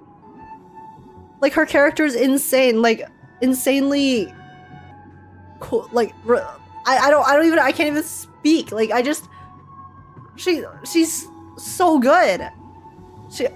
She's such a good person. How could this happen? Miss Robin. This is actually so deep. It's all in the past, so please don't worry. I share this in the meager hope that you will understand the harmony's limitations and predicament.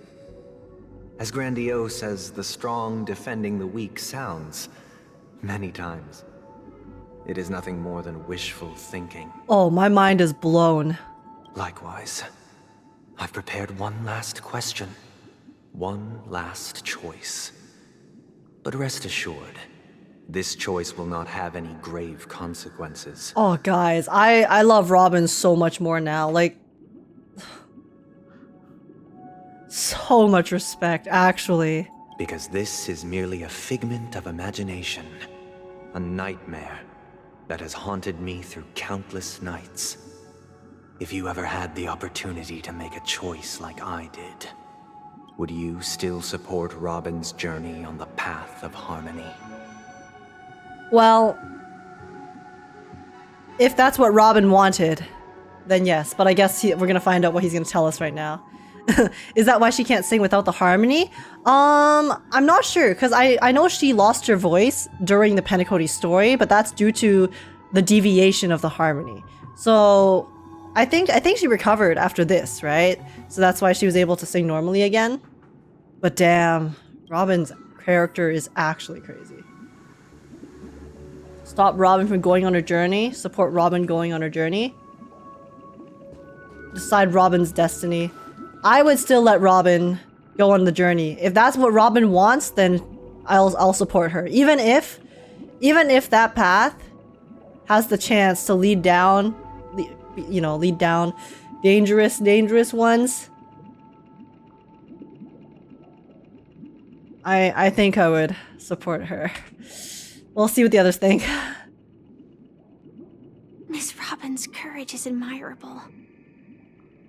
And here I was thinking she was just another superstar celebrity. But the fact that she's also Mr. Sunday's younger sister? No, I doubt he'd wish harm on his own flesh and blood, no matter how grand the ambition. What? Okay. I often feel like I've dreamt of similar scenes on certain nights. In the dream, I see blurry faces. I don't know who they are, but I sympathize with all of them, fighting for survival against some unfathomable force. Their confusion and fear are lucid to me, but I also remember they chose never to give up. Guys. Just like Miss Robin. If Mr. Sunday's question leaves you puzzled, you should find the answer from your own experiences. With each Trailblaze, dangers and tribulations will surely follow. But would you ever back away? Would you stop March and Don Hung from reaching their next destination? No, I wouldn't. You have an answer of your own. I wouldn't. In your heart. Yeah. Yeah, even if the path is a dangerous one, if she wants to go there, then all I can do is support and hope she does well, yeah? Yeah, I would say so too. But is kind of the same question with the bird, just now that it's a person? Yeah. But the difference here is that we can actually ask for her opinion, right? With the bird, it's kind of different because there is just such a, I guess, power dynamic there. Because we are unable to communicate with the bird to ask it what it actually wants. And we just have like so much, like, so, you know, it's like, because the bird itself, all it knows is its own nature. right? So there is a difference. Because with Robin's case, it is a very similar thing to the bird, but we can actually ask her for her opinion. And she also does have the consciousness to decide for herself without being led by just instinct. So.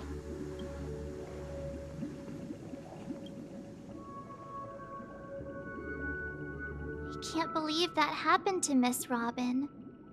The strong defending the weak is a great mantra, but if I had to pay such a price, I don't know what I'd do. Yeah, and the fact that that happened to Robin, and she still continues to do her thing and spread harmony and happiness around the universe. Now that is impressive. She faced literally life or death adversity a single time and is still willing to face that again, even knowing what it's like to go through it, to continue doing good in the galaxy.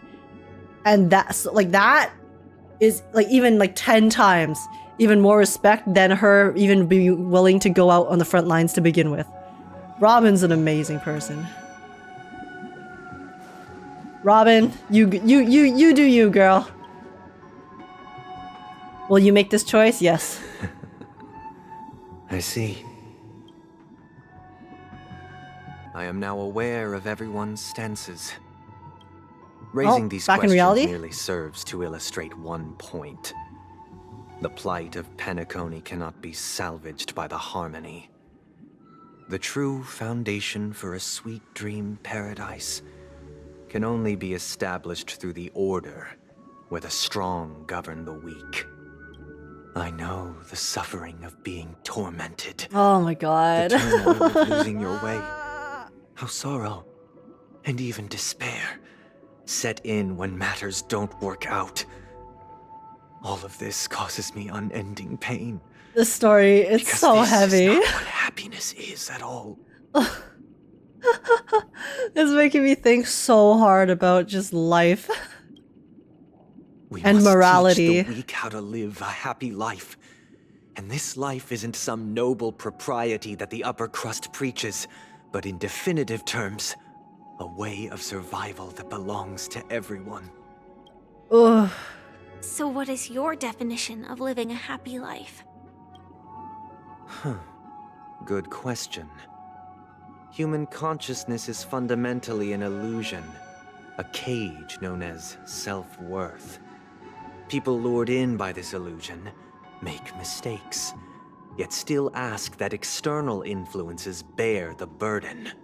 Okay, that's just people who are like unwilling to to face their own actions. They don't want responsibility. When one mistake after the next permeates the masses, they become impossible to trace. Thus, the amassing of these individual cages culminate to form a prison. A place dictated only by the rule of survival of the fittest.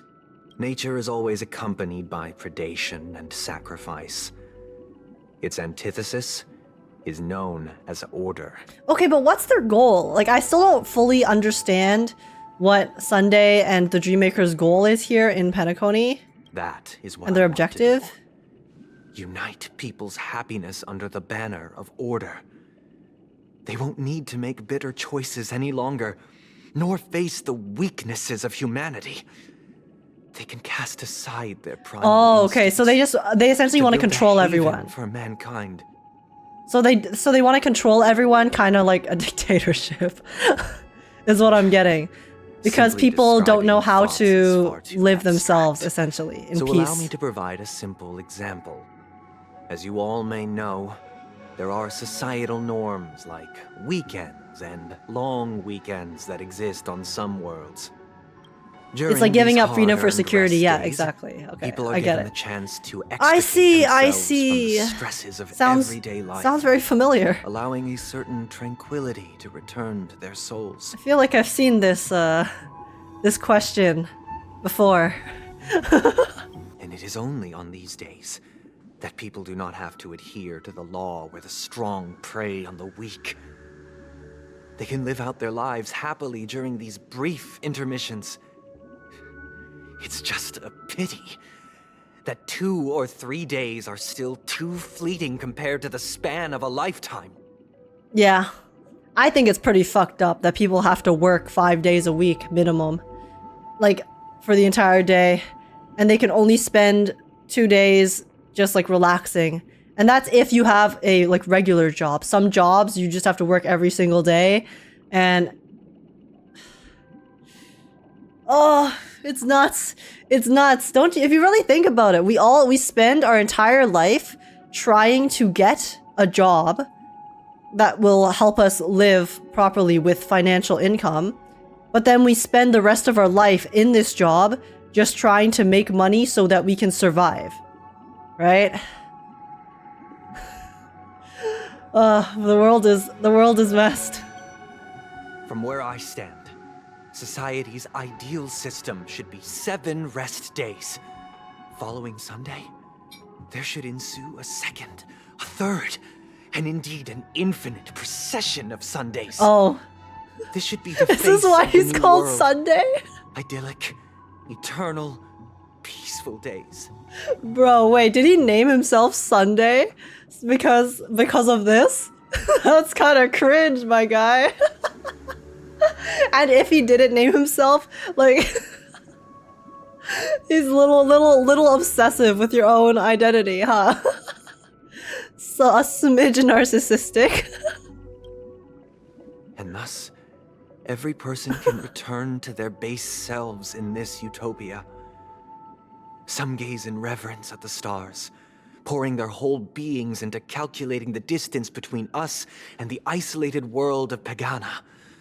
Meanwhile, some seek He's cooking. refuge in He's like, quiet everyone should be me. holding one another, Sunday is the best. unencumbered by the chains of unwelcome obligations.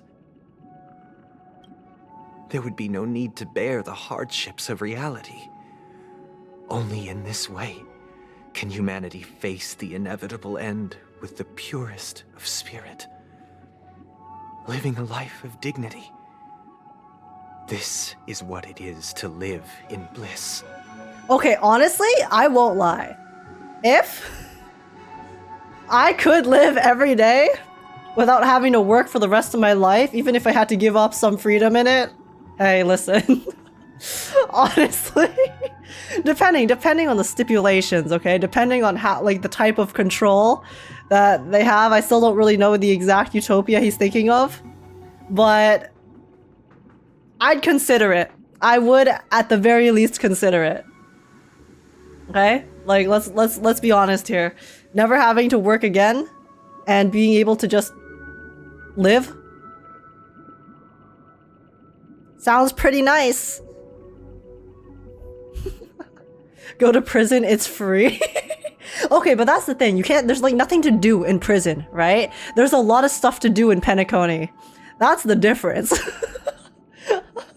You do have like a certain level of freedom in PENACONY regardless. So there's no dignity if there's no free will, but do you really need dignity if you can, you know, just play every day and not have to worry about making money and trying to live and survive and having to pay rent and having to buy food and pay your water bills, electricity bills?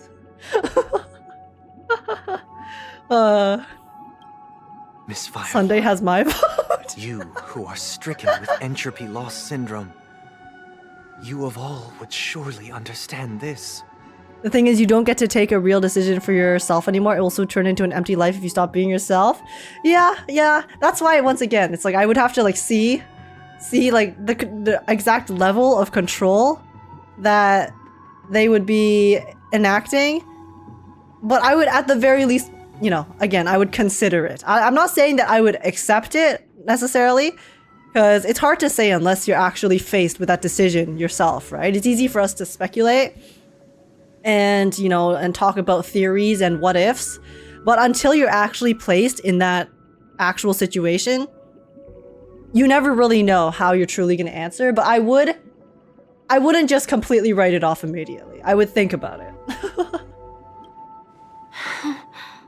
You know the saying, when everyone is super, no one is? Things have value because it's limited. Once every day becomes free, you become aimless. Aimlessness leads to depression and it circles back.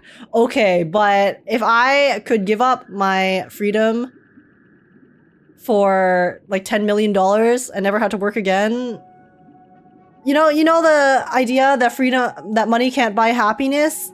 Realistically, okay, you need a certain amount of money to even be able to be happy, okay? You think people who live in poverty want to be in that situation? You know, they have to work so hard every single day just to make ends meet, barely, and then living with that stress and that pressure. It's rough. It's rough, and I can't even, like, you know, say I've ever experienced true poverty like that. So it's really hard. But I can't see that as a way that anyone would want to ever live, right? We're becoming real philosophers with this one. Yeah, money can't buy happiness, but it sure as hell will help avoid misery. Exactly. Like, I don't have to be a billionaire, but if I had enough money to actually just live comfortably for the rest of my life, even if I still had to work, right? It definitely makes life a lot different. I'd rather cry in a mansion than be on the streets. Yeah? Wow. They're really making us think hard with this one, aren't they? Theory.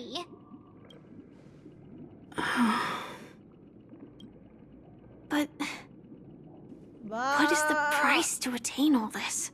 Freedom. The cost is minute, merely a personal and eternal sacrifice. If this paradise is to be maintained for everyone, someone must remain trapped in solitary awakening until the end of the cosmos. Wait, so someone sacrifice? This sounds like one person needs to be the sacrifice. Is Sunday offering to be the sacrifice?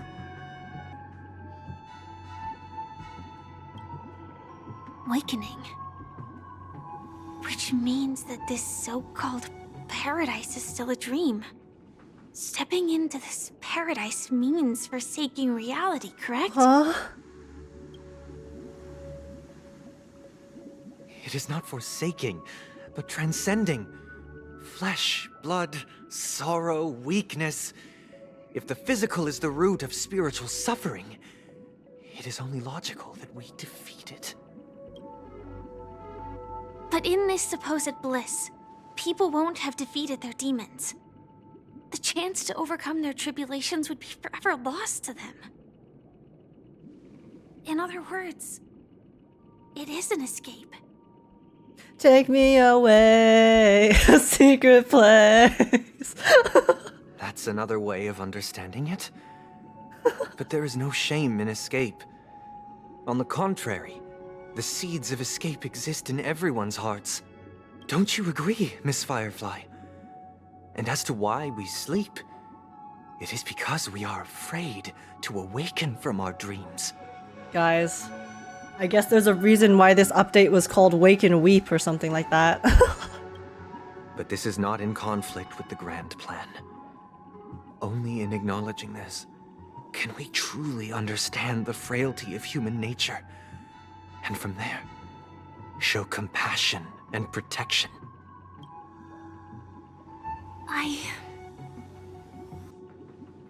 I admit that you are a born leader. Your perspective on humanity brims with pessimism. It kind of sounds like Yet Sunday. you express compassion for all, even when your heart pities them. Like, from how Sunday is speaking, like, it doesn't sound like he's doing it out of selfishness, right? It sounds like he truly believes that this is like the best thing for the people of PENACONY. Which again, I did kind of feel like if Sunday was going to be the villain, I thought it would go down this route of he's probably doing something for the greater good. But if he's actually trying to sacrifice himself here, like it's implying, for the sake of the people of PENACONY, Now I feel really bad for slandering you.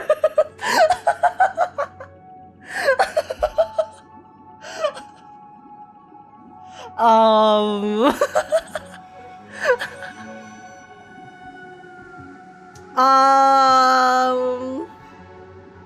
like... if he's willing to give up his own life and then exist in that eternal and it's not even like he's dying, right? He has to exist in perpetuity forever in this state where he's not really alive. That is like the biggest sacrifice one can make, right? Because you don't even get the sweet embrace of death. You are just forced to exist without actually existing. Just don't slander anyone anymore. Oh no, wait. But unlike you, I live for the self. From my perspective, individuals making choices for themselves is their birthright. Wait, if he actually does try to sacrifice himself, I'm gonna feel so bad. The want to escape may be innate in the weak. But whether they are weak or not, it is not up to another to decide. Perhaps in your mind, you also view me as weak?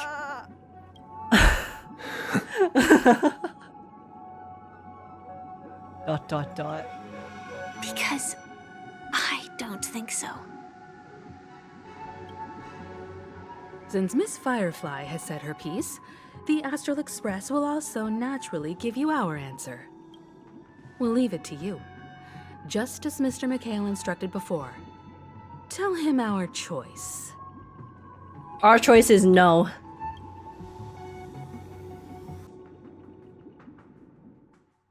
Lan, not long ago. Where are we going to now? Is this Misha? place?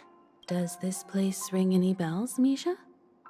Isn't this the place where the memory meme was, where we fought them in that creepy... I don't know, but creepy room? I feel a sense of deja vu. What is this place? Guys, Misha is Mikhail. Or some... The M in Misha stands for main character, because he definitely... We're about to find out his pivotal role. It's the realm within a dream bubble. This was left to the Astral Express by a nameless. But weirdly, when we entered it, it was completely empty. Dr. Edward from the Dreamscape sales store told me that... Oh, this is inside the dream bubble? Memories, and a dream bubble can't take shape if its core is empty. So I thought you might be able to help us in unraveling this mystery, Misha. As a hotel doorman, you know PENACONY best among us. Is Himiko baiting Misha into something right now? I don't know much about dream bubbles, but if you want to figure out what this Oh my god, we're about to find out who Misha I'll is. do my best. Like, I don't think Misha is being deceptive. I think he genuinely, this is how he is, and he doesn't know his role in the grand scheme of things. I'm counting on But I you. guess we're gonna unravel it right now, right? Himiko, I still don't get it. Why were you so sure that Misha had a connection with this dream bubble? Maybe because he dresses the exact same way, with the same color scheme as Mikhail. I wasn't The sure. Watchmaker? It was just a hunch. But since Misha feels familiar with this place, my hunch might be correct. This place looks a bit familiar. This place feels a bit nostalgic. Exactly. This is where you and Firefly encountered death, which we now know as dormancy. Considering its connection to Dreamflux Reef, it's not surprising it appeared here. The question now is, who brought you here? Based on the clues we have so far, Didn't we bring him here? It's unlikely to be that masked fool. So identifying them is crucial to us. We're drawing closer to the truth once more. Let's give Misha some time, as I believe he'll unveil the secret of this dream bubble. All right, but there are doors all over the place. Which one should we choose? Do you have any idea, Misha? Well, listen, last time I went through every single one, they all led back to the same room, so... I guess... maybe this way? But it seems like Misha I'm not entirely sure, but... can lead us. Let's Maybe give it he's a the try. key. Wait, you managed to choose the right door on your first Oh, sorry for cutting you off, Weird. March. This place is quite different from the Like, he hotel. has a keyhole in his eye. I feel like I've been here before. I guess he's and the key to Penacony's secret, even right? lived here for a while. If I remember correctly, there should be a fireplace down that hallway. Clocky and I used to sit by the fire, listening to the crackling of firewood. And how do you know that, Misha? And the room on the other side was the toy room. I loved spreading out all the toys from the box on the floor and Wait. making up stories for each of them. So he is Mikhail, because I swear this was supposed to be Mikhail's home, right? When he was younger, because I had all of Mikhail's memories before he escaped. So Misha has Mikhail. Is Misha like Mikhail reborn? Hold on. This doesn't make sense. Didn't I grow up in Dreamflux Reef? So, what is this place? Guys, it's a reincarnation type beat. This could be a case of amnesia. Don't worry, Misha. It's common for everyone to forget certain aspects of the past. Those memories haven't vanished. They're just lying in the depths of your mind. We can surely get them back. Since this place seems familiar to you, why don't we explore a few more? All right, rooms finally some and see if we clarity. can recall anything more? Yeah, then let's check out the rooms I just mentioned. Yes.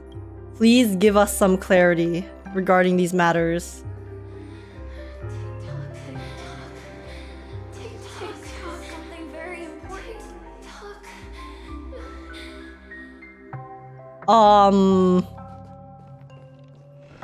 Okay. That's not creepy at all. No. I heard some noises from the room. Origami bird? It's not creepy at all, That's a friend guys. of mine. You and Origami Bird are friends? Yeah.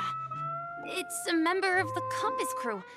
Just like Clocky and Miss Mirror. Wait, who's Miss And Mirror? there's We still more haven't than met just her. one Origami Bird.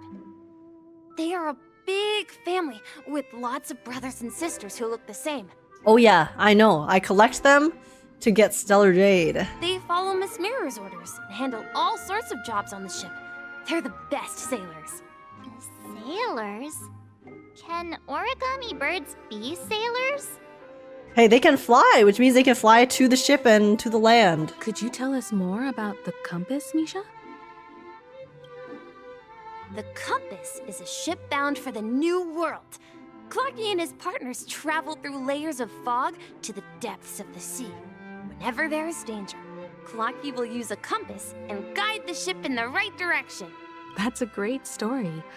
But in the Penacony cartoon, Clocky and his partners... Oh yeah, have this is like an always lived in alternate Dreamville story. and never ventured out, right? Huh? Maybe this is reality? Oh, that does seem to be the case. I mean, because everything in Penacony is embellished and kind of used to hide certain aspects of reality, right? So... Weird. I clearly remember Clocky arrived in the New World in the end. Perhaps Clocky has a hidden past. So, where has Clocky gone? Did he leave to protect Dreamville?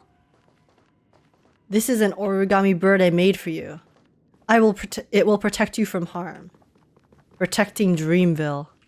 Just like they did with Clocky. Honestly, I'm kind of confused. I don't fully get this children's story stuff that's happening. Mikhail, that's the name. Now we all know him as the Watchmaker. So, who is he talking to? Do you know anything about it, Misha? I'm sorry. I don't know much about the Watchmaker. But, Mikhail... Anything special about that name? Mikhail is is Grandpa's name. Okay, yeah, he says Grandpa, but if he has memories from the Watchmaker, then I don't know, bro.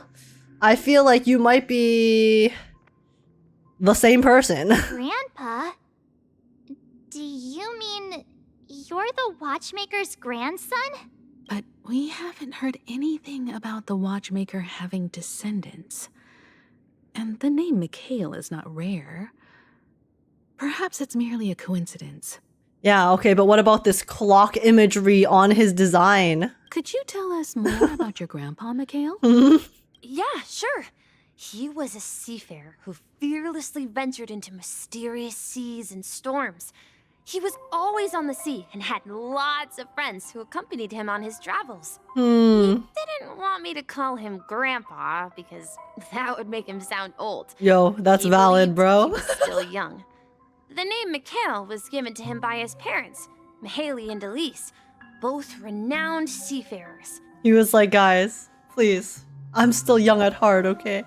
Every time he came back, he'd share his logbook with me and tell me about his adventures at sea. I want to become a great adventurer, just like him. It appears that the seafarer has nothing to do with the Watchmaker. So perhaps it's just a coincidence? No, the Watchmaker before arriving in PENACONY was a seafarer. Doesn't that make the most sense? So where is your grandpa now? He went off on a new journey, and it's been quite a while since I last saw him. How convenient. Just like how the Watchmaker died. And it's also been a long time since we've last saw him. Coincidence?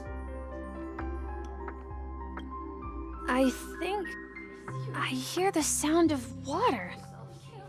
You once mentioned there's a magnificent fountain up ahead. A fountain? Have we seen it before? Oh, it should be like the main room, right? Look, yeah, there this it one. is. The water resembles a precious jewel, embedded in the dreams of all seafarers. Every time I gaze at the shimmering lights beneath the waves, it feels as though I'm back in this place, standing by your side. Have you recalled anything, Misha? I mean, it seems like you just recalled a poem. Yeah, I saw these sentences in Grandpa's logbook. He used to say that despite the perils of the sea, whenever he stood on the deck in the afternoon, overlooking the sparkling waves, he would think of this fountain in front of his house. He often said that those moments felt like returning to his family's side, and the difficulties at sea didn't seem quite as challenging. You know, I quite understand such sentiments. Don't sigh or you'll start getting gray hair. Hey, don't tease! I was just being a bit sentimental. Oh. Okay, sorry, my computer just glitched. Perhaps every adventurer far from home carries a fountain within their soul. Even though the other side of the sea remains shrouded in the unknown, the fountain in front of his house serves as a compass. That's symbolic. Leading him back to his cherished ones. That's actually quite a nice metaphor. I like the imagery of that one. Yeah, while Grandpa was at home, we would stand by the fountain and place the compass, a toy boat that I made, into the pool. Back then, I would ask him when I could go on adventures like him. The keyhole is so distinctive. He would always laugh and say I was still too young. Like, when you look at Misha, the first thing and the only thing you can stare at is the keyhole eye. It seems this Mikhail is truly a seafarer and has nothing to do with the Watchmaker. Press X to doubt, March. Yeah. Based on Misha's recollections, the scenes in the dream bubble appear to be his childhood memories. It's because he is... Misha is Mikhail. So this is actually the Watchmaker's story. Like, so, no, the Watchmaker isn't the seafarer, but maybe the Watchmaker had a grandfather that was like this. But this raises more questions. according to Misha, he was clearly born on an oceanic planet and led an ordinary life, with no connection to PENACONY at all. Extra doubt. Could this be some sort of metaphor? Perhaps the sea refers to the memory zone. Yeah, I mean, hey, look, there's some fish floating around in the sky here. I'm sorry. I don't know, but my memories keep pouring out uncontrollably, like water flowing from a fountain. So what happens if we dunk him in a pool? Will he get an onslaught? Perhaps I'll remember more things if we go further. Okay. Let's see. We're going to the opposite side, right? No, we should turn left here. Yo, he's actually our tour guide. Huh? Something feels different about this place. This is it. I remember this corridor. Up ahead is Grandpa's study. Don't go. It was in that room that I saw him the last time. Oh, so he left. Oh, it's this room. Oh. I did not expect to get an onslaught of clocky voices. But in the end, we've arrived in the new world. We've overcome so many challenges. We've lost our way so many times. Let's continue sailing. Not even the sea can stop us. We've finally come out of the ocean. Oh, whoops. I couldn't finish reading it. This room feels totally different. Misha! You finally come! Oh? Clocky! You're here! Yeah. This is the room where we first met each other. Oh, it's so confusing now, but I just know.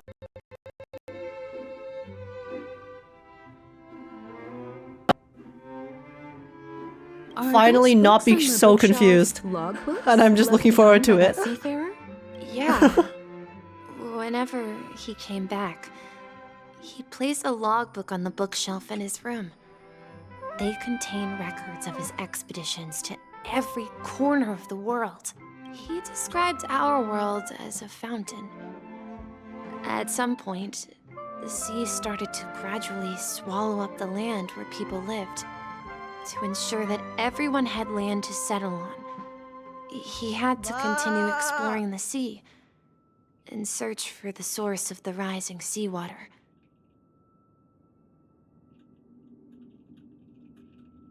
On that day, he called me to his study, telling me that he was embarking on another journey. However, I could sense the journey gravity in of his death. expression. Oy, oy, oy. It was the same look I had seen on my father's face before his final voyage. I asked him if I could go with Ripperoni. him, but he said that my adventure lay elsewhere and told me to stay home.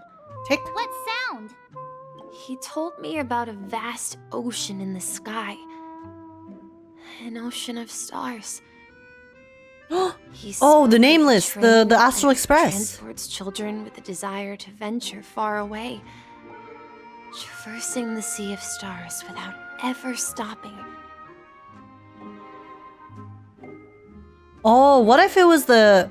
Oh.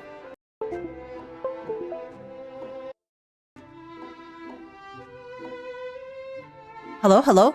My mic is bugged?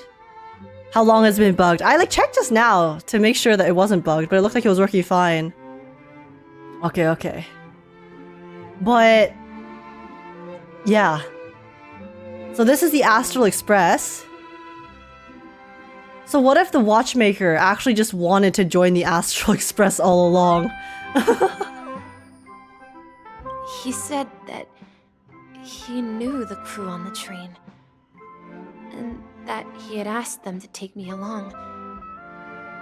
He said the journey I had always dreamed of would start there. A train? Could it be? It's the Honkai Astral Star Express. Rail. I remember now. Grandpa's friends are a group of nameless who came to this world to resolve a disaster caused by a star. Then, he gave his pocket watch to me. It was his cherished treasure, appearing in every one of his adventure tales. He explained that difficult times were ahead, but assured me that the watch would guide me. He said, as long as I kept moving forward, I'd eventually reach my desired destination. And then, it was as if I heard the distant sound of a train whistle, echoing throughout the room. And then we arrived? Exactly, Misha! And then we followed that whistle, didn't we? Yeah. I think I can still find the way we took back then. Hold up. Where is this leading? It's too happy. It's too happy right now. Dream jigsaw, right? So we're supposed to find the exit. But where can we find the last piece? It's too happy right now, guys. Do you remember? You said When's you the ball gonna obtained drop? a mysterious shard when you stumbled into this place. Check the inventory. The shape seems to match. When did I pick this up? So this shard is also connected to Misha? Wait, when did I get this? I can't remember. Looks like we're just one step from revealing the truth. Let's get to the other side and investigate. Well,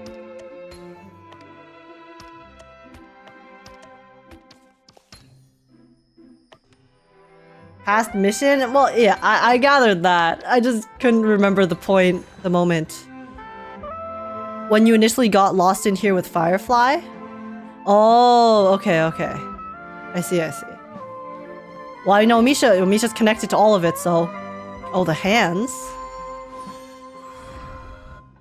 Are we not in the dreamscape? This is my room of clocks. Wait, I thought just now was the dreamscape. Oh yeah, maybe this is just a different part of the dreamscape, I guess? Like a portal? While I spent my time waiting for Grandpa. Oh, this is the room we ended up in at first.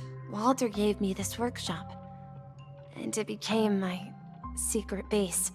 Here, I learned how to repair clockwork and gears, out of my fondness of precision mechanics. In my dreams, I was the captain of the compass, embarking on adventures with my companions, Clocky and Miss Mirror, in search of the new world. I was born and raised here. So, this building in the dream bubble is your childhood home? So, this is the dream bubble that was in Legwork's lap, right? The one that made him look like he was pregnant? The one that was supposedly empty before? So, if this is that dream bubble, then it basically got unlocked when Misha entered it, I guess? Yes, but not exactly. To be more precise, this dream bubble itself is my home. Oh. Looks like you've remembered everything now. Wait. Why does it feel like everyone else knows something I don't? Yeah, can you, like, elaborate it?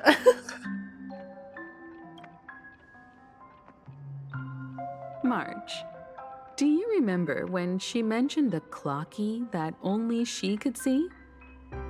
Yeah, the little guy here, right? But we all saw him in Dreamflux Reef, right? And Mr. Yang even greeted him. Okay, we finally find the truth. Looks like everyone on the Astral Express has a childlike spirit. Okay, Clocky. The answer lies in the Astral Express. Her experience shows that neither Firefly nor Acheron can see this clocky. And when we were in Dreamflux Reef, you may have noticed that for some reason... Oh, only the outside of crew can see has ever talked with Clocky. Clocky. Oh, so it's not just us. I thought like we were special because the Stellaron, you know? Because I thought that Clocky was like a Stellaron one, but it's the Express. A mimetic life that can only be seen by a select few. It's just like a hidden message. So left by Clocky someone for the nameless. was the dream bubble? But Misha can see Clocky too, right? They even grew up together. But Misha hasn't started the way of the Trailblaze yet. That's the key to the mystery, March. Wait, there's like what? There's I feel like I'm supposed to have a revelation right now, but have you ever seen anyone outside of the crew interact with That's what I was saying. That's what I was saying. I was like, I swear no one ever like interacts with Misha. Like when Misha was with Acheron before, Firefly never acknowledged him. She only acknowledged Acheron herself, and then she meant it was like implied that like what Firefly said at that point was kind of vague, right? And I felt like there was a bit of room for interpretation where it's like she mentioned them, but the them probably wasn't, it was supposed to make us feel like she was talking about Acheron and Misha, but she was actually just talking about Acheron and the random NPCs. Okay, I did notice that. Wait. No way! That's the answer, March 7th. This dream bubble is the place where I was born. And I'm a dweller in this dream. Just like a memory zone meme. The M in Misha stands for meme, guys. Shit, I was wrong. I should have stayed here and waited for you.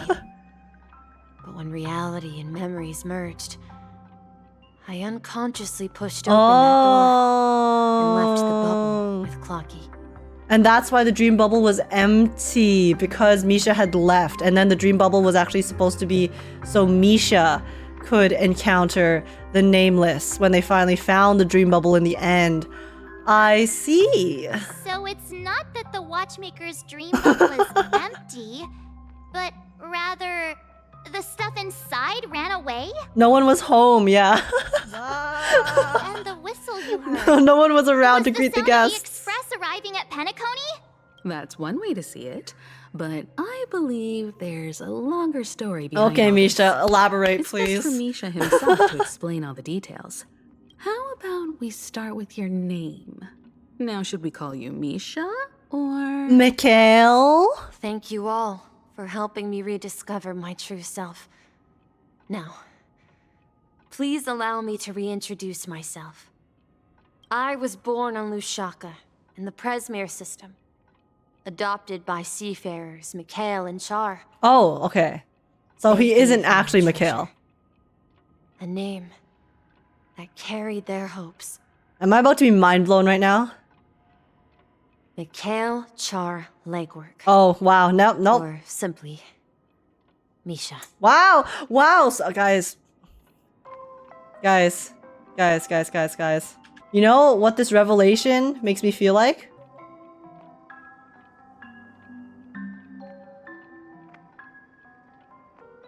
Oh my god, guys! Misha is Mikhail, the Watchmaker?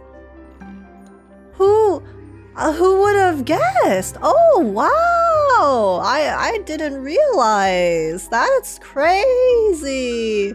Whoa, insane. Oh, who would have thunk? No way he's Mikhail. He has to be lying, right? Right? If you prefer, you can call me by a more familiar name. The Watchmaker. Oh my god, guys! The Watchmaker was here all along! It's more surprising to me that Misha's name is a combination of his parents. Okay, yeah, that was kind of surprising. It did confuse me a bit just now. So, you're the Watchmaker himself? Unfortunately, that legendary figure is no more. I am only a reflection of his life. As for the child who has been with you, he's the innocent protagonist of Misha's childhood dream. A friend of Clocky, a young apprentice, and a future mechanic on the Express. Guys, so that's why in the patch notes they said, oh, some characters will be temporarily unable to visit the Express. Because Misha doesn't exist. Because he is in this dream bubble. So he can't visit the Express. This also marks the beginning of his journey. Saved. No one dies. Trailblaze. No one dies. It was referring to Misha, right? Right, guys? Surely every other character will be fine. At the end of the journey, I left this little flame, which I so cherished in my deepest dreams. Surely every other character will come out unscathed. Pass it on to the nameless of future generations. However, he somehow left the dream bubble and forgot all about his task. I apologize for all the confusion this caused. Well, listen, if he's the childlike innocence, then he was being innocent, okay? So Because he was born with a desire to trailblaze, wasn't he? yeah, he was forging his own path. I don't think Misha has forgotten his role as a guide. He remembered it, and that's why he mistakenly appeared as a hotel doorman in her dream from the very beginning. The one who Yeah, he brought our guided unconscious us. friend here must have been Misha. If that's the case, we encountered the Watchmaker's legacy from the beginning, didn't we? Well, I have a sarcastic friend who says I always take big detours and end up back where I started. The double layered voice is That's what jarring. everyone in this has to go through. But in the end, you found me. I'm sure you're all wondering what my legacy is. I believe my hound has mentioned the Stellaron and my wealth. If I may apologize, the Stellaron part is real. As for my wealth, however, it's nothing more than a baseless rumor. Hey, Misha, then what are you even useful for? Damn it. all you're giving us is the cancer of all worlds, huh? There's no wealth, no nothing. It's just cancer. You're giving us cancer. That's your legacy. Shit. I left my homeland as a child and embarked on the journey of Trailblaze.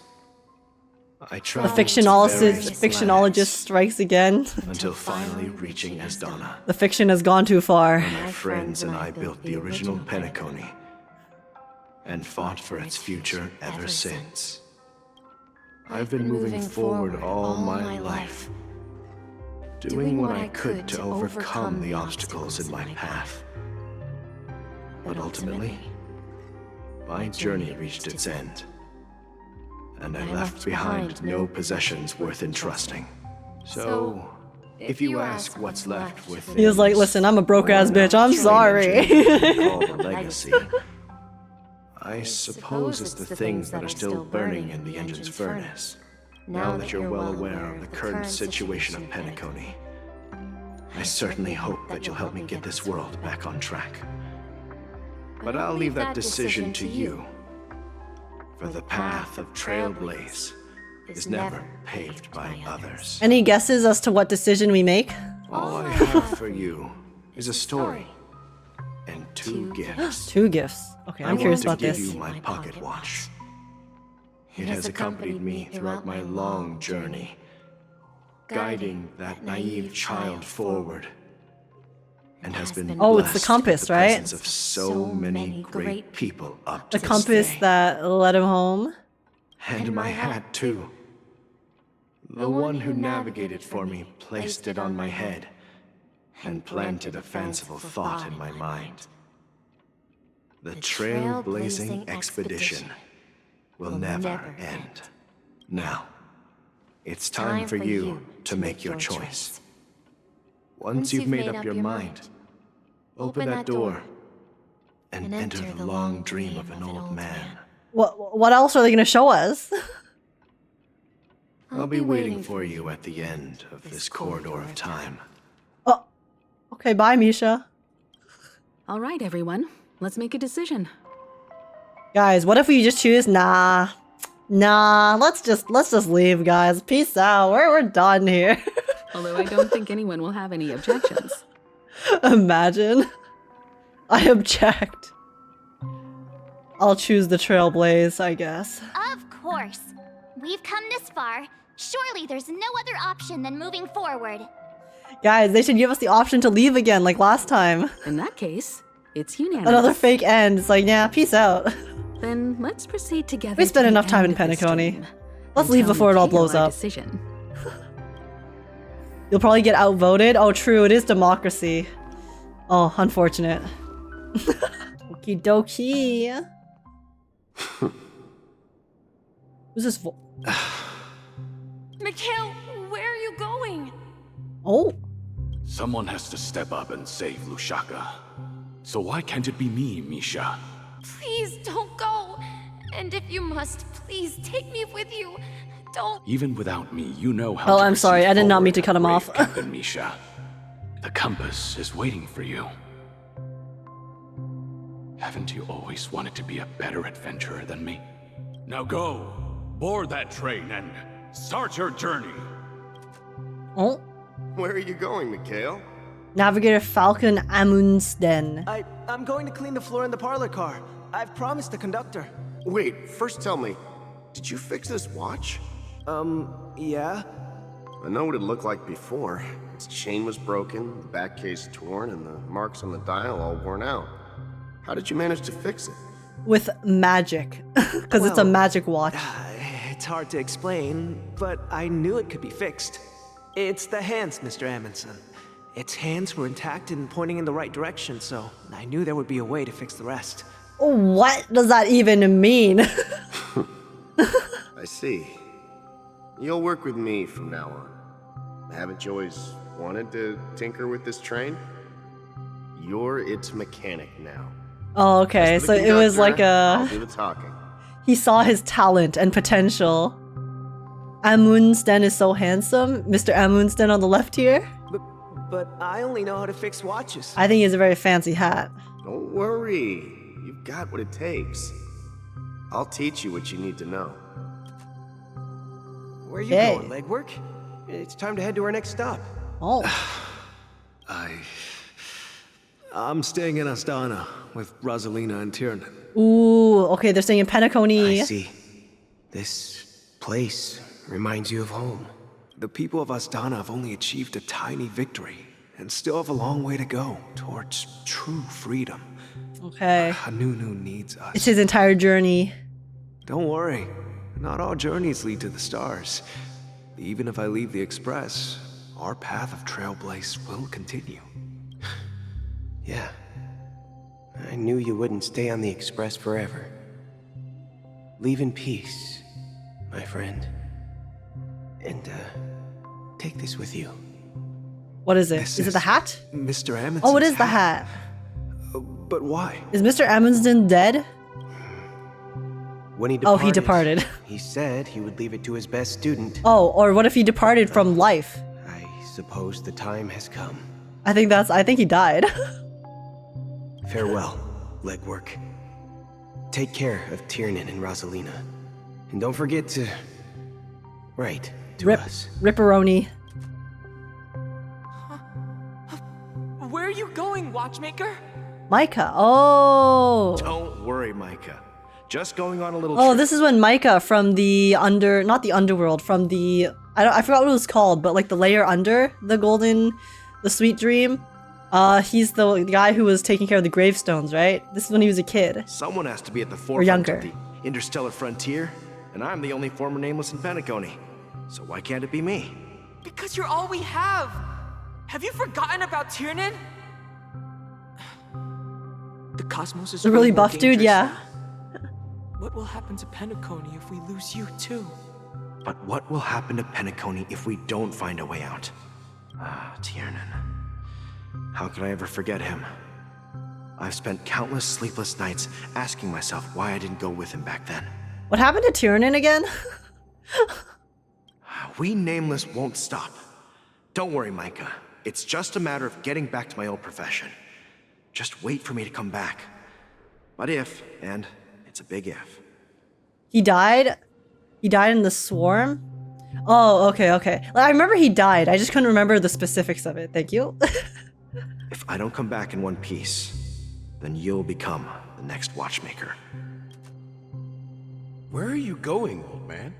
Gallagher! Gallagher mention. Oh, you're here. Answer my question. What are you up to? Relax, Gallagher. I just came up with a Oh, great idea. Oh, come on. Aren't all your ideas just ways to get yourself killed? I may be blunt here, but you're the last remaining hero in PENACONY. If you die too, the secret of the Stellaron will go to the grave with you. What do you mean? It seems like you also know about the Stellaron, Gallagher, so the secret, well, is with you as well, sir. Yes, I'm afraid there's no way out in PENACONY, so I'll have to consider alternatives beyond Asdana. Makes you think how old Gallagher is? Well, no, what do you mean? He's 13. He's 13. He's 13 Amber eras old. He's an old man, okay?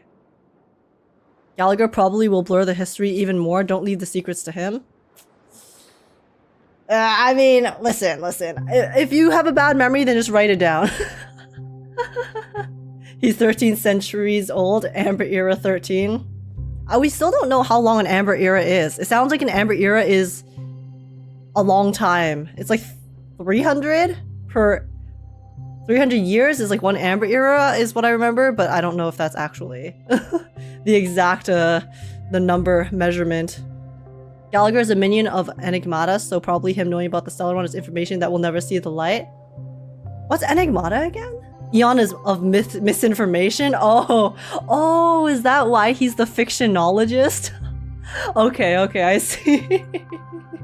I see. It makes sense. He's the Eon of misinformation. XD, bro. Enigmata being the anti-remembrance, unreliable memory? Yo, then that means I'm a follower of Enigmata.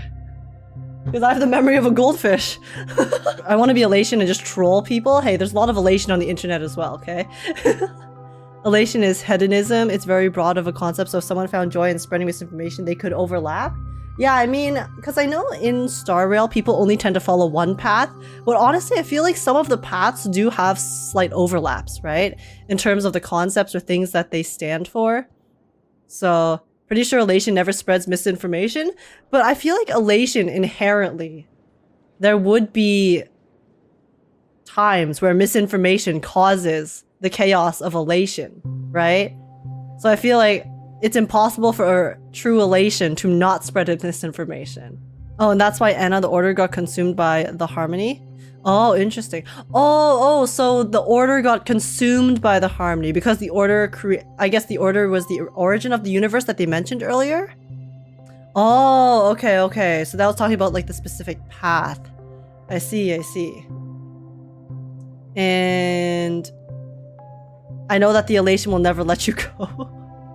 Yeah, the elation will also never give you up, right?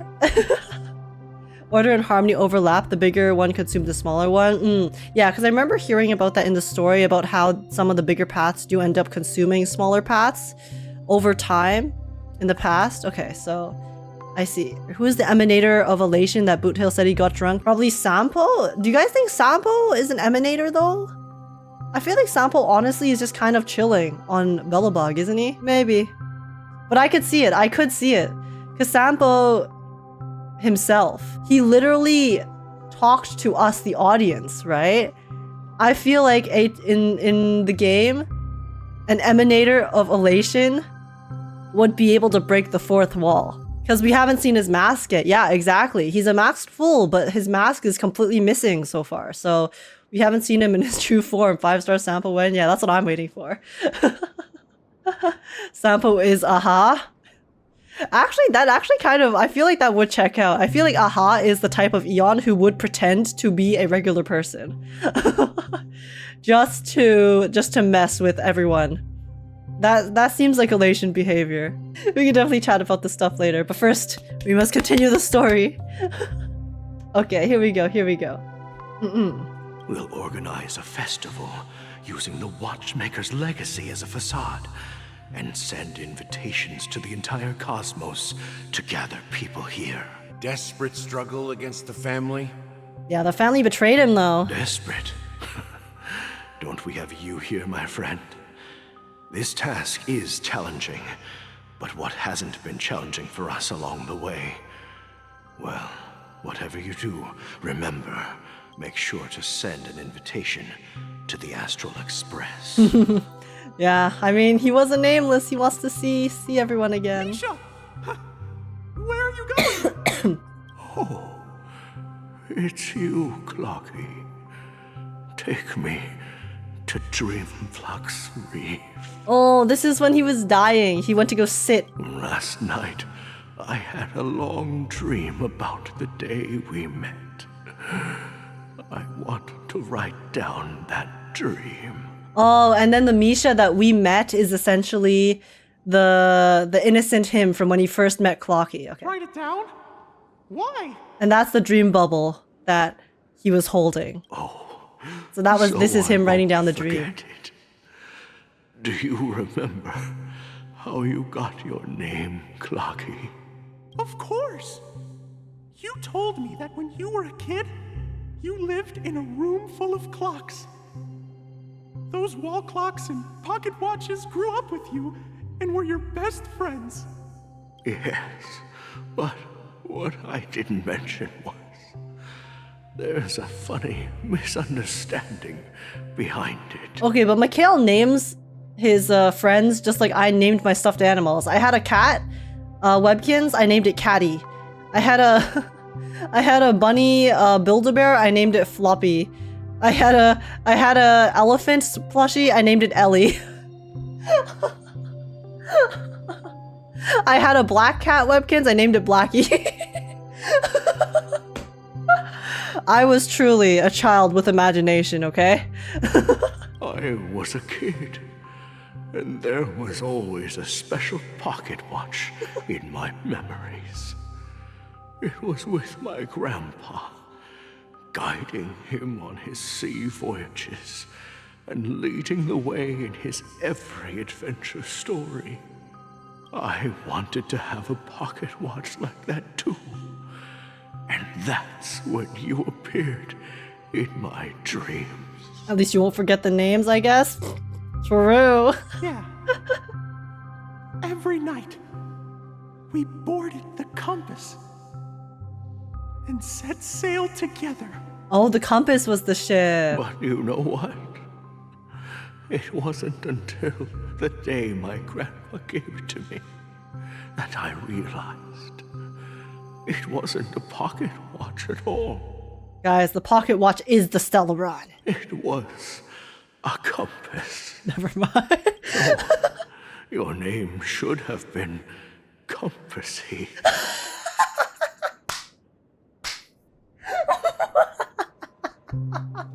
Yo, Mikhail names like me for real.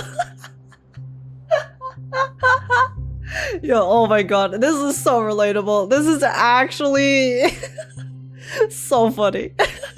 Compassy, Compassy. And the Watchmaker is just a nameless. Compassy is compassion in Dutch. Oh, I wonder if that's intentional.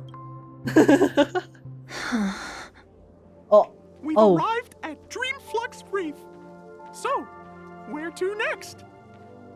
You know, Clocky, I don't think I'll be going anywhere else. Oh, this is my resting place. Please, wait a sec! I'm walking so slow.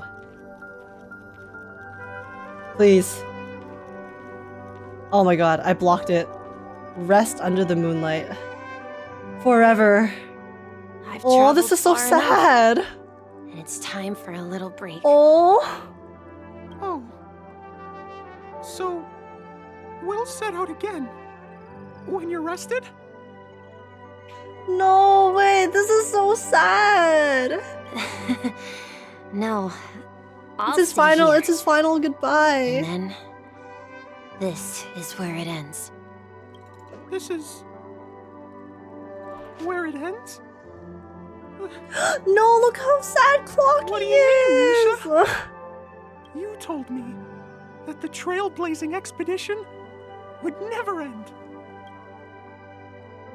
Yeah, that's what I said. But all things must come to an end. So now, it's up to you to decide your next destination. You have to live on by yourself, Clocky. Next destination? What's that supposed to be? I've been following you. Wait, so is Clocky an actual entity? Will Clocky live on even past the Watchmaker's death? Misha? You're acting weird today. If you're feeling down, we can just do what we usually do. Oh, with the clockwork. Who wants to make him happy again? Clocky's a meme? Oh, okay, okay. No, He's a meme with I'm feelings. not feeling down. As for clockwork, yeah, it resolves all problems in this dream. Oh my gosh, that's so pretty. The bird's eye view. So, do you know what clockwork actually is? I'm Memories? not quite sure. Well, everyone gets lost at times. They may hesitate and doubt which way to go. That happens in this dreamscape and beyond. But don't worry. Everyone goes through moments of uncertainty and hesitation. Eventually, they gather the courage to make bold decisions. No. Whether it's calming, joyful, angry, or sad, all they need is a little nudge to take that step toward where they truly belong. Stop! How did they make me care so much about Misha in the span of one, like, mini section? I'm leaving that little nudge with you, and I hope you'll share it with others. Like, honestly, I'll be honest. Like, before this, I did not really give a shit about Misha, okay? He was just, like, this random bellboy. I knew he was going to be important in the story, but, like, I swear, they've literally only explained his story in this section, right? We just met him a little bit before. Even when we met him in the other Dreamscape place, I was like, okay, Misha's here, cool. But how did they write us into, like, feeling this way in such a short period of time? Such is the essence of clockwork, the will of the Trailblaze. No! Clocky's hands spin around non-stop, indicating confusion, frustration, and weakness. But ultimately, people still need to move forward. Just like your hands, always pointing ahead.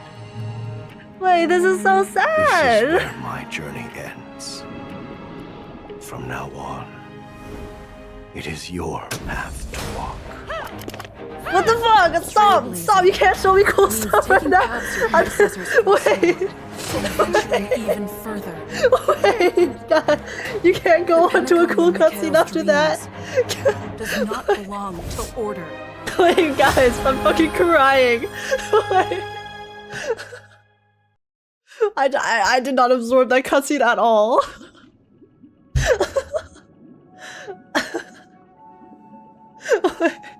Oh, okay, we're back with Sunday. I get. Oh my god.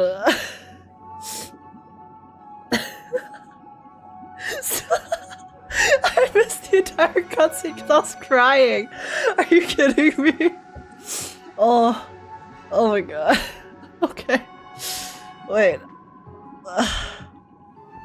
Okay, sorry. Wait, let's watch the cutscene back. Give me a second. Let me go back to my VOD and see the cutscene again. Good thing YouTube I can rewind. Ha ha ha ha. I want to know what happened.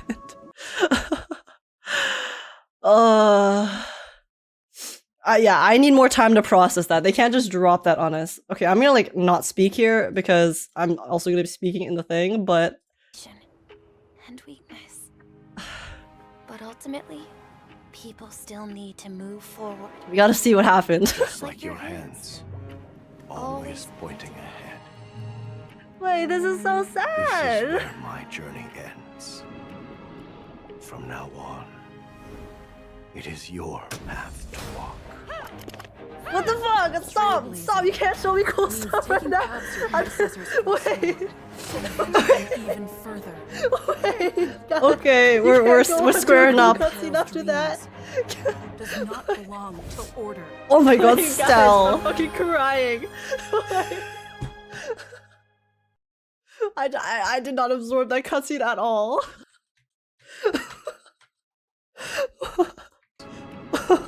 From now on, it is your path to walk. Oh, sorry. Here, I'll move myself. What the fuck? Stop! Stop! You can't show me cool stuff right now. Wait. Okay. Even further. Wait, God, you can't go on to a cool cutscene after that. Does not belong to order. Oh my god, guys, Stell is so cool. I'm fucking crying. Stell is so cool. I did not absorb that cutscene at all. Stell is so cool, guys. Like, she's so cool. I love her so much. Stell is the best MC. I'm sorry, Kalis, but Stell takes the cake 100% of the time. I'm not biased at all. Oh yeah, and then Zype said hello. Okay, guys, that was okay. Okay, I did not expect to cry like that right there. My bad. That's on me. Okay, we're back to squaring up. Squaring up with Sunday. Well, this is fine. We can go from depressingness to epicness right away, okay? Okay, guys? Stella's the objectively better MC, agree. And I won't hear any other opinion.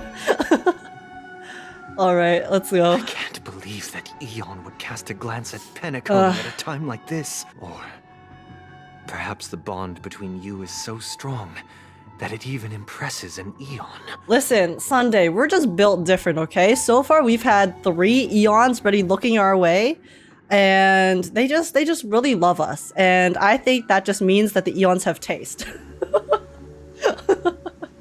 If I was an Eon and I saw Stell, I would also look her way, okay? Well, there might be another possibility. Perhaps they want to witness, on behalf of the fallen Eons, who will hold the future of PENACONY. I thought it was pronounced Zipe. I think it is pronounced Zipe, but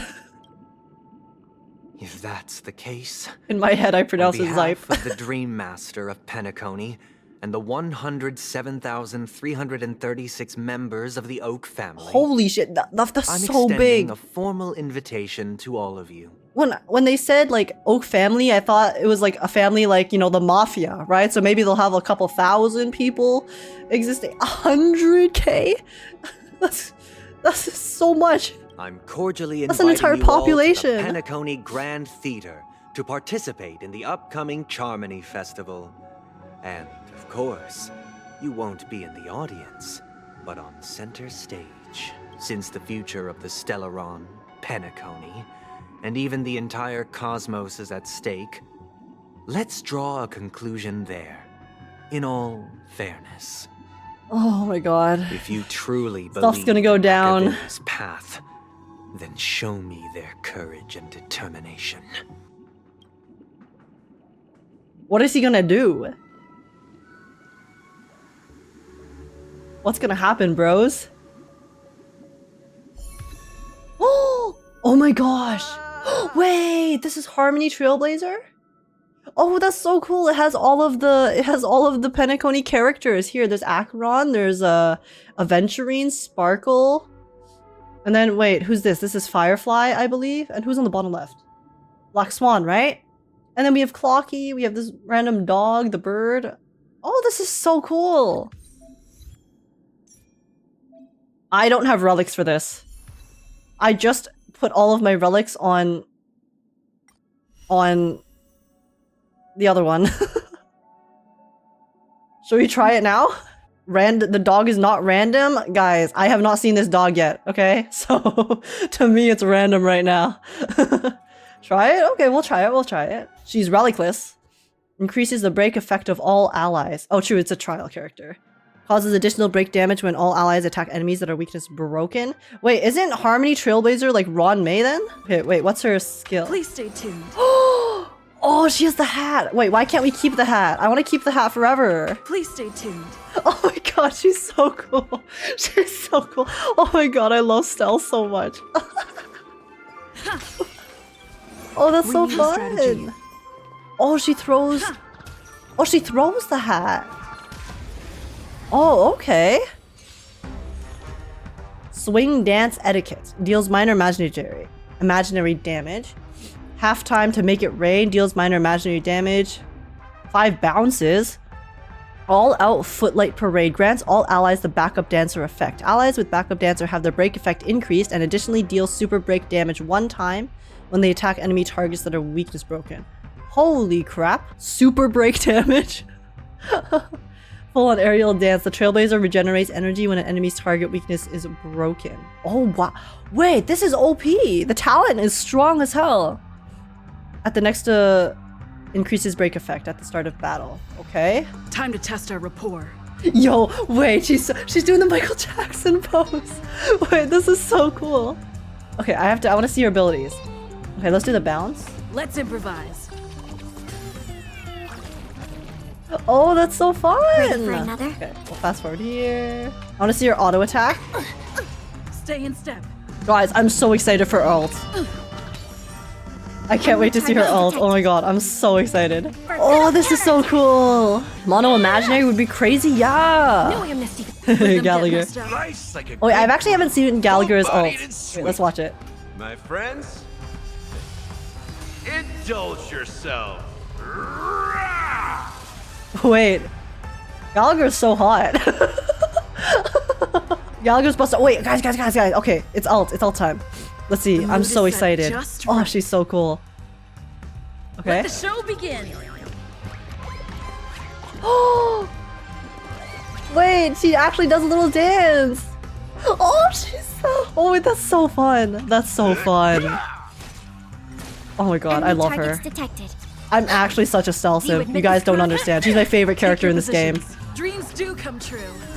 And that's very rare. Ready for It's another? very rare that the main character is my favorite character. I always like the side characters more. Or in games I like one of the gacha characters, but Stella's so cool. That's my galactic baseballer. The White Knight ending. It's so long. Yeah, I mean I'm sure it's shorter in the when it's sped up. Okay, that's good. That's good enough. We'll be fine. Let's continue. Does that mean he wants to fight us during the Charmony Festival? I'll fix her build later. I'm afraid so. This is weird. Aren't Arc villains usually plotting some dirty conspiracy in the end?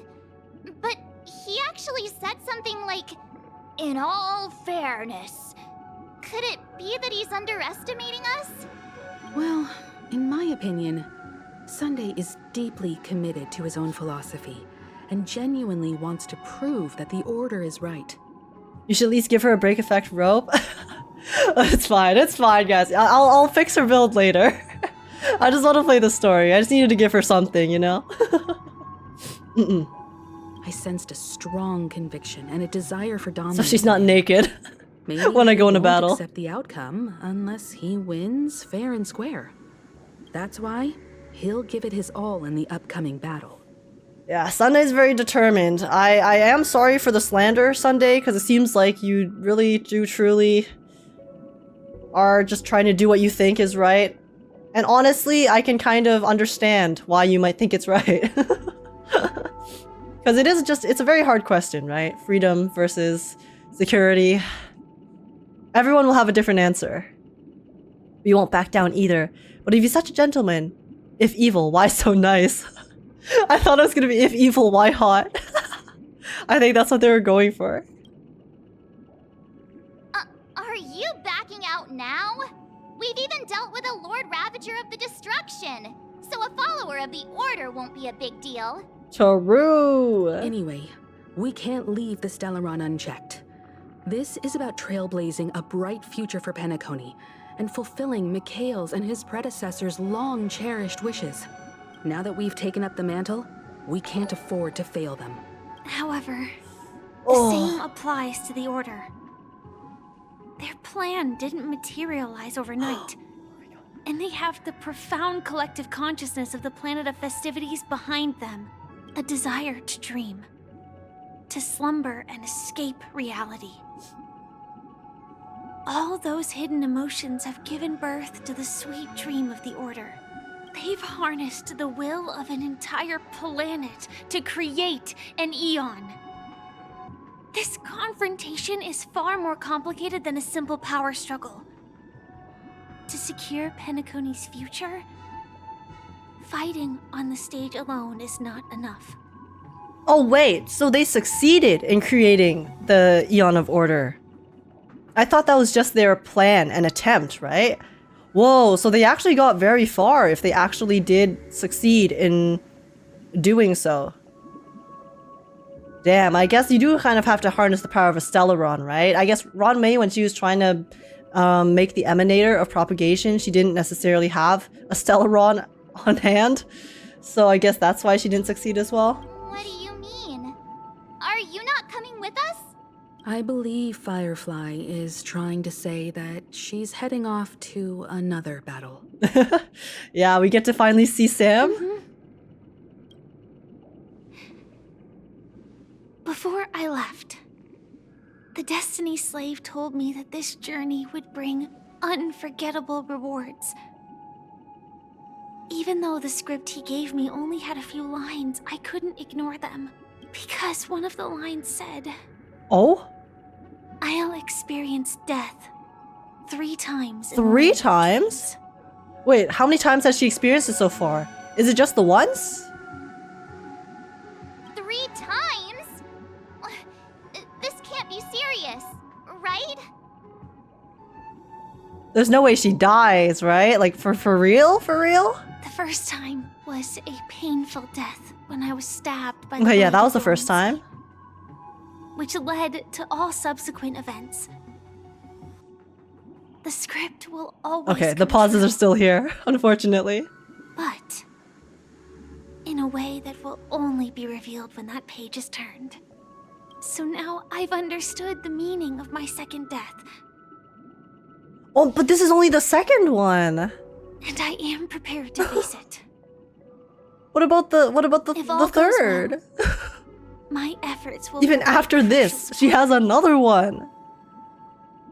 only by achieving victory in this battle can we secure a future for PENACONY. And only then, my third and final death Oh. won't come true in the most terrible form. Oh, okay. Wait, but if Elio's script says that she's going to experience death 3 times, don't Elio's scripts always come true regardless? So even if we succeed here, doesn't that mean she will experience the death nonetheless? The most terrible form? Does that mean... Permanent? The true death. Where everyone in Oh. PENACONY loses themselves completely in the eternal sweet dream of the Order. Oh, so everyone will experience that final death. Alright. We must do everything we can to prevent that. Have you made up your mind, Firefly? Yes. Otherwise, I wouldn't be here. Thank you again for your assistance for the Astral Express. May we meet again, in reality. In her massive suit of armor. Yeah. Farewell, everyone. May your trailblazing expedition never end. Okay, bye, Firefly. We'll see you again later. Oh, cutscene. Oh, shit.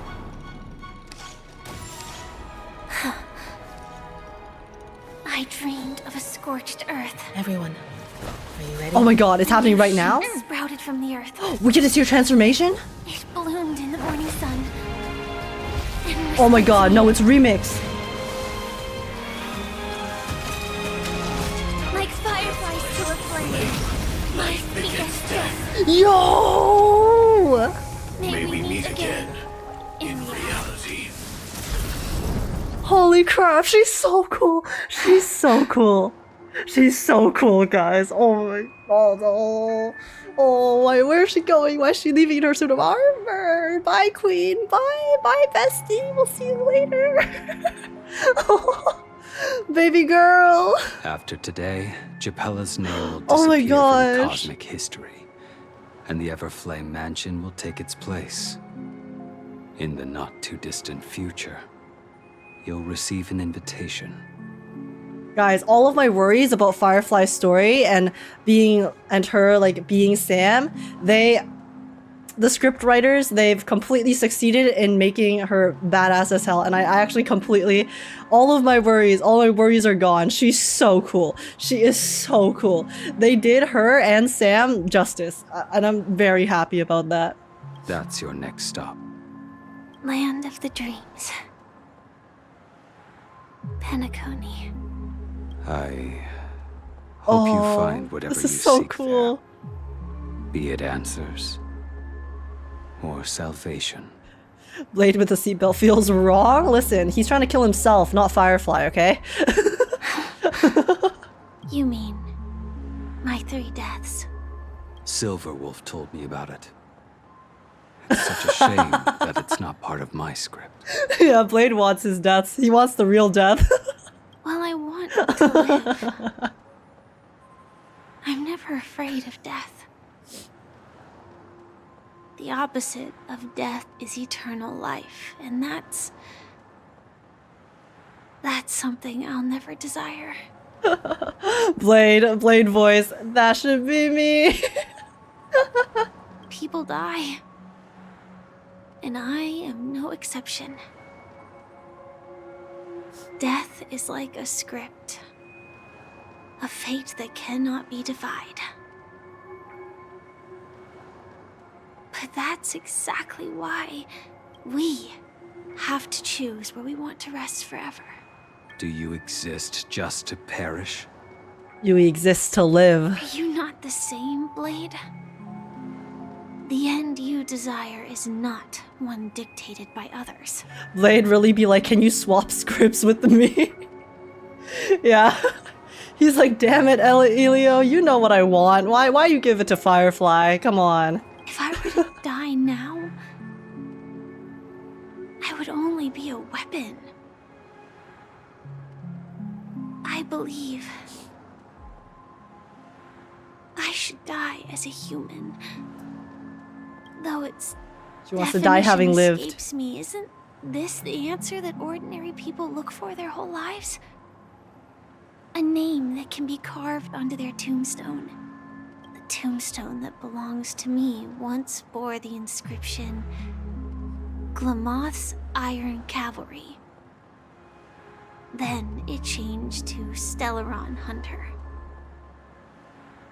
But one day she wants it to say, just Firefly. it will bear the name Firefly. And all the brilliance she showed at the end of her life. There's no way she dies, right? No.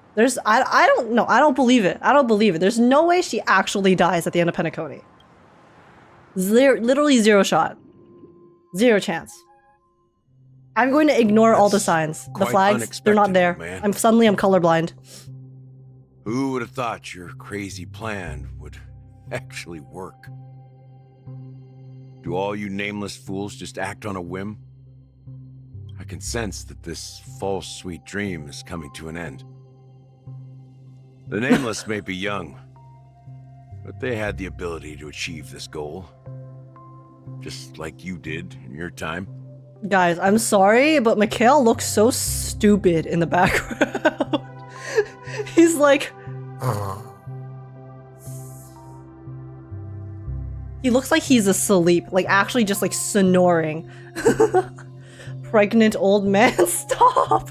Stop it! It's a shame you won't be able to see it firsthand. Maybe I won't either. Once something fictional is seen through, it ceases to exist. Making fun of a dead person? Okay, but he looks silly, okay? I feel like if I was dead, I would be glad to have people laughing at my silly body, okay? Because at least even in death, I can bring happiness to others. Even if it's because I look ridiculous. He's literally resting in peace, yeah, and honestly, I love that for him. He actually went to sleep permanently. And that's the most peaceful end that one can ask for. Yeah, not just those nameless. Even Mr. Wings is just like you. Stubborn, won't listen or give up, no matter what. Well, fate is unpredictable, I guess. If we weren't bound by those cursed paths, maybe we could have had some good talks. Wait, I swear Gallagher has the bug too. But in the end... He's pausing so long as well. And now we can find solace. Remember how those idiots cursed us? They said, "Go to hell, you worthless traitors." Well, I don't know if they really meant it, but...